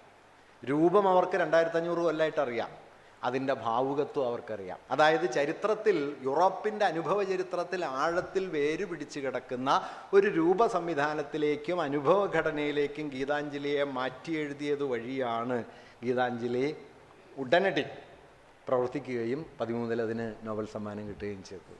അതല്ലാതെ ആകൃതി കൊണ്ട് മാത്രമല്ല, ആ ജനതയുടെ ചരിത്രത്തിലാണ് അതിൻ്റെ പേര്. ചങ്ങമ്പുഴ എന്തുകൊണ്ട് ഫലിച്ചു എന്ന് ചോദിക്കുമ്പോൾ കേസരി ഇത് തന്നെ പറയുന്നുണ്ട് കേട്ടോ. മലയാളിയുടെ സ്വഭാവഘടനയുടെ 4 അടിസ്ഥാന ഘടകങ്ങളിൽ 1 ഹാസ്യാത്മകത, 2 ചടുലത, 3 വികാരപാരവശ്യം, 4 സംഗീതാത്മകത.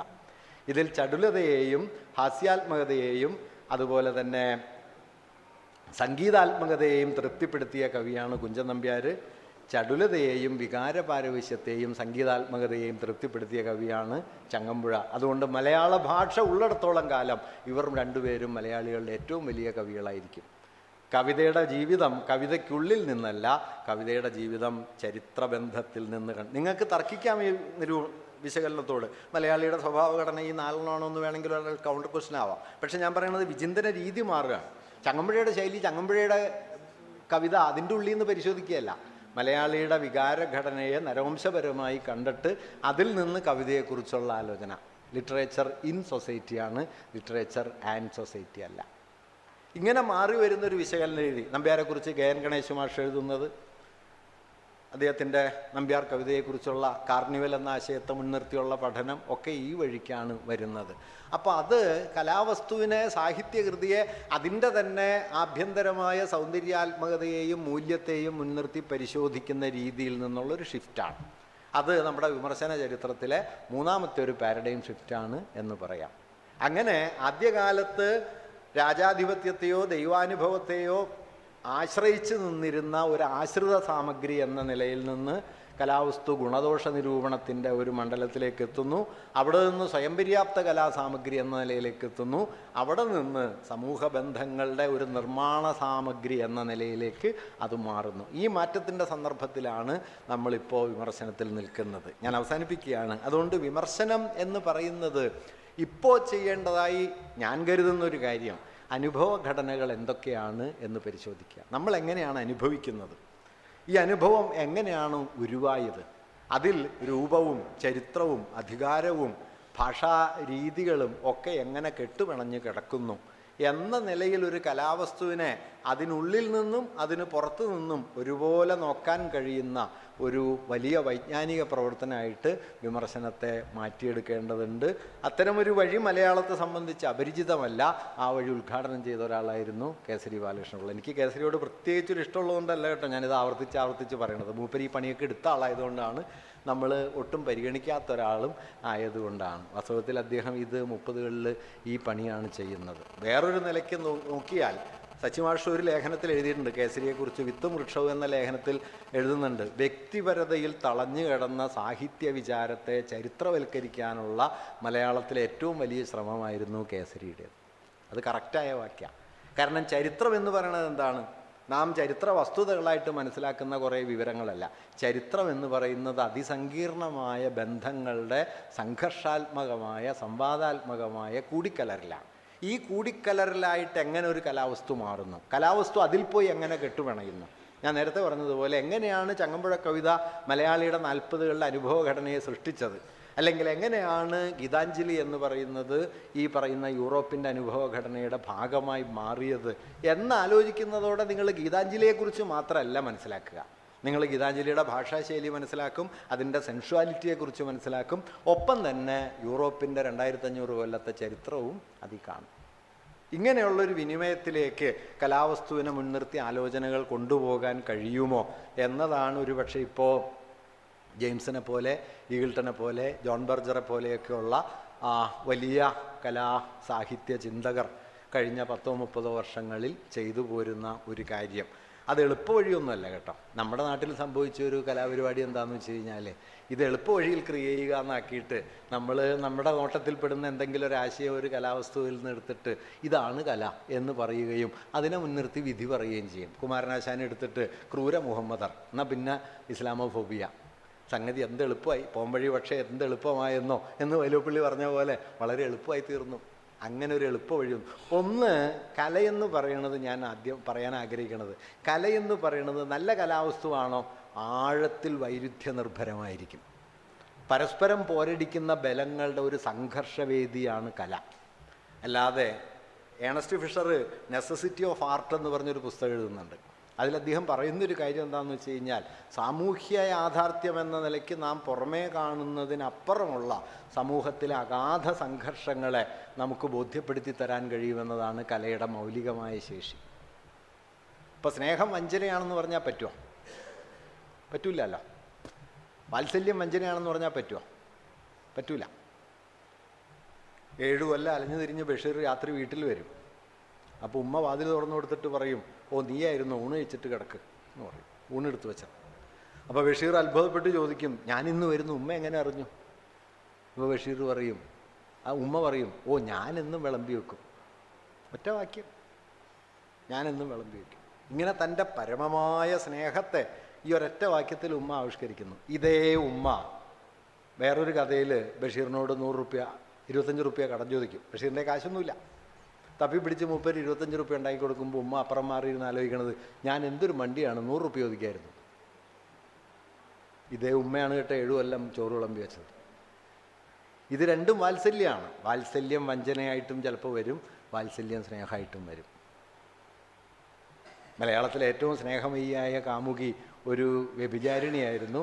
ആ കാമുകിയുടെ പേര് വാസവദത്ത എന്നാണ്. ഉപഗുപ്തന് മോക്ഷം കിട്ടിയിട്ടുണ്ടായിരുന്നില്ല, പക്ഷേ വാസവദത്തയ്ക്ക് മോക്ഷം കിട്ടി. നളിനിയെ ഓർത്തിട്ടാണ് ദിവാകരൻ മോക്ഷത്തിലേക്ക് പോയത്, ലോകക്ഷേമ തൽപരനായത്. അതുകൊണ്ട് ഈ വൈരുദ്ധ്യങ്ങളെ ചേറ്റിക്കൊഴിച്ച് കളഞ്ഞിട്ട് അവസാനത്തെ ശരി പറയുക എന്നുള്ളത് കലയുടെ ഒരു താല്പര്യമല്ല. മാർക്സ് അതേക്കുറിച്ച് പറയുന്നുണ്ട്, ഷേക്സ്പീരിയൻ റിയലിസം. വൈരുദ്ധ്യങ്ങൾ, അവയ്ക്കിടയിലുള്ള ആഴമുള്ള സംഘർഷങ്ങൾ, ആ സംഘർഷങ്ങളിലേക്ക് നമ്മുടെ കാഴ്ചയെ എത്തിക്കുകയും ഈ സംഘർഷങ്ങൾ എങ്ങനെ കലാവസ്തുവിൽ സന്നിഹിതമായിരിക്കുന്നു എന്ന് വിശദീകരിക്കാൻ ശ്രമിക്കുകയും ചെയ്യുന്ന, അതുവഴി സമൂഹത്തിൻ്റെ അനുഭവഘടനയെക്കുറിച്ചുള്ള ആഴമേറിയ ബോധം പ്രദാനം ചെയ്യാൻ കഴിയുന്ന ഒന്നായി വിമർശനം മാറാൻ ശ്രമിക്കുകയാണ്. മാറിയെന്ന് ഞാൻ പറയുന്നില്ല. അതിൽ പലപ്പോഴും ഈ എളുപ്പ വഴികൾ വന്ന് കൂടിയിട്ട് വളരെ പെട്ടെന്ന് നമ്മൾ വിധി പറയുന്ന ഏർപ്പാടിലേക്ക് പോകുന്നുണ്ട്. വാസ്തവത്തിൽ നല്ല കലാവസ്തുവിനെ നിങ്ങൾക്ക് അങ്ങനെ എളുപ്പം സമീകരിക്കാൻ പറ്റില്ല. കാരണം അത് അതിനോട് തന്നെ യുദ്ധം ചെയ്യും. നിങ്ങൾ ആശാൻ പുരോഗമനവാദിയാണെന്ന് പറയുന്ന സമയത്ത് ആശാൻ്റെ അകത്ത്, ഇപ്പം ഞാനൊരു ഉദാഹരണം പറഞ്ഞാൽ, ആശാൻ മലയാളത്തിലെ കാൽപ്പനിക കവിയാണല്ലോ. ആശാൻ്റെ കാവ്യഭാഷ ഒന്ന് പരിശോധിച്ച് നോക്കൂ. ആശാൻ്റെ കാവ്യഭാഷ ഒന്നാം തരം നിയോ ക്ലാസിക്കൽ പദാവലികളാണ്. എന്നാൽ ഒന്നാം തരം നാട്ടുഭാഷയിൽ കവിത എഴുതിയൊരു കൂട്ടർ ഇവിടെ ഉണ്ട്, വെൺമണി കവികൾ. മുട്ടാളനായ കമലോത്ഭവൻ എന്നെ സൃഷ്ടിച്ച മണ്ണിലധികം കരികൂട്ടി ദുഷ്ടൻ എന്നാണ് വെൺമണി മകൻ തൻ്റെ രൂപത്തെക്കുറിച്ച് പറയുന്നത്. ഇങ്ങനെ എഴുതിയ വെൺമണിമാരെ നമ്മൾ കാൽപ്പനികരായിട്ട് കൂട്ടിയിട്ടില്ല. Poetry should be written in a language which is used by real men in their real life conditions. യഥാർത്ഥ മനുഷ്യർ യഥാർത്ഥ ജീവിത സാഹചര്യങ്ങളിൽ ഉപയോഗിക്കുന്ന ഭാഷയിൽ കവിത എഴുതണമെന്ന് വേഡ്സ്വർത്ത് പറയുന്നുണ്ട്. അങ്ങനെ കവിത എഴുതിയ കൂട്ടർ വെൺമണിമാരാണ്, കുമാരനാശാനല്ല. പക്ഷെ നമ്മൾ എടുത്തിട്ടില്ല, നമ്മളെടുത്തത് ആശാനെയാണ്. കാരണം ആശാൻ്റെ അനുഭവഘടനയിലാണ് കാൽപ്പനികതയുടെ വേറൊന്നൊരു സമൂഹം എന്ന നിലയ്ക്ക് നാം കാണുന്നു, വെൺമണിയുടെ ഭാഷയിലല്ല. അപ്പം ഈ വൈരുദ്ധ്യങ്ങളെ ഒന്നും ഒഴിവാക്കാൻ പറ്റില്ല. ആശാനെ സൂക്ഷിച്ചു നോക്കിയാൽ ഞങ്ങൾക്കറിയാമല്ലോ, ആശാൻ ഓട്ട് കമ്പനിയുടെ മാനേജറുമായിരുന്നു. ലോകത്തൊരു റൊമാൻറ്റിക് കവി ഓട്ട് കമ്പനി മാനേജറായി പ്രവർത്തിച്ച ഒരേ ഒരു സന്ദർഭമായിരിക്കും. കാരണം റൊമാൻറ്റിസം ബേസിക്കലി ഇൻഡസ്ട്രിയലൈസിന് എതിരായിരുന്നു. പക്ഷേ കുമാരനാശാൻ ഒരു ഭാഗത്ത് ഓട്ട് കമ്പനി മാനേജറാണ്, മറുഭാഗത്ത് റൊമാൻറ്റിക്കാണ്, പിന്നെ ചിന്നസ്വാമിയാണ്, പിന്നെ ശ്രീമൂലം പ്രജാ അസംബ്ലിയാണ്, SNDP സെക്രട്ടറിയാണ്. ആകാവുന്ന എല്ലാ പണിയും ചെയ്യുന്നുണ്ട്. ഇവയൊക്കെ തമ്മിൽ ചർച്ചയുണ്ട്, ധാരാളം വൈരുദ്ധ്യമുണ്ട്. ആ വൈരുദ്ധ്യങ്ങളുടെ ഒരു പടക്കളമാണ് വാസ്തവത്തിൽ നല്ല കല. അപ്പോൾ ആ വൈരുദ്ധ്യം ചരിത്രത്തിൽ നിന്നും അനുഭവത്തിൽ നിന്നും എങ്ങനെ ഉയർന്നു വരുന്നു എന്നാലോചിക്കുന്ന വലിയ ഒരു വൈജ്ഞാനികവും അനുഭവപരവുമായ ഒരു പ്രവൃത്തിയാണ് വാസ്തവത്തിൽ വിമർശനമെന്നത്. അത് കൃതിയുടെ അകത്ത് നടത്തുന്നത് തെറ്റൊന്നുമല്ല, പക്ഷേ കൃതിയുടെ അകത്ത് നടത്തുന്ന ആലോചനകളിൽ കൃതി അവസാനിക്കുന്നു എന്ന് തെറ്റിദ്ധരിക്കാതിരുന്നാൽ മതി. കൃതി അവിടെ അവസാനിക്കില്ല. കൃതി ധാരാളമായി അത് പുറത്തേക്ക് തുറന്നു കിടക്കും. മിഖായൽ ബെക്തിൻ നോവലിനെ കുറിച്ച് പറയുമ്പോൾ പറയുന്നൊരു വാക്യം വാസ്തവത്തിൽ എല്ലാ കലയ്ക്കും ബാധകമാണ്. അൺഫൈനലൈസബിൾ, അവസാനിപ്പിക്കാൻ പറ്റാത്തത്, അടച്ചുപൂട്ടാൻ പറ്റാത്തത്, പല വഴിക്ക് തുറന്നു നിൽക്കും. ആ തുറസ് കണ്ടെത്തലും എങ്ങനെ ഈ തുറസ് അതിന് കൈവന്നു എന്ന് ആലോചിക്കലും ആണ് ഒരു പക്ഷേ വിമർശനം പുതുതായി ചെയ്യാൻ ശ്രമിക്കുന്ന ഒരു കാര്യം. അപ്പോൾ ഓരോ പടവുകളും പിന്നിട്ട് വിമർശനം ഇവിടം വരെ എത്തി എന്നതാണ് ഒരു പക്ഷേ നമ്മുടെ വിമർശനത്തിൻ്റെ ഒരു വംശാവലി ചരിത്രം എന്ന് മാത്രം പറയുന്നു. നമസ്കാരം.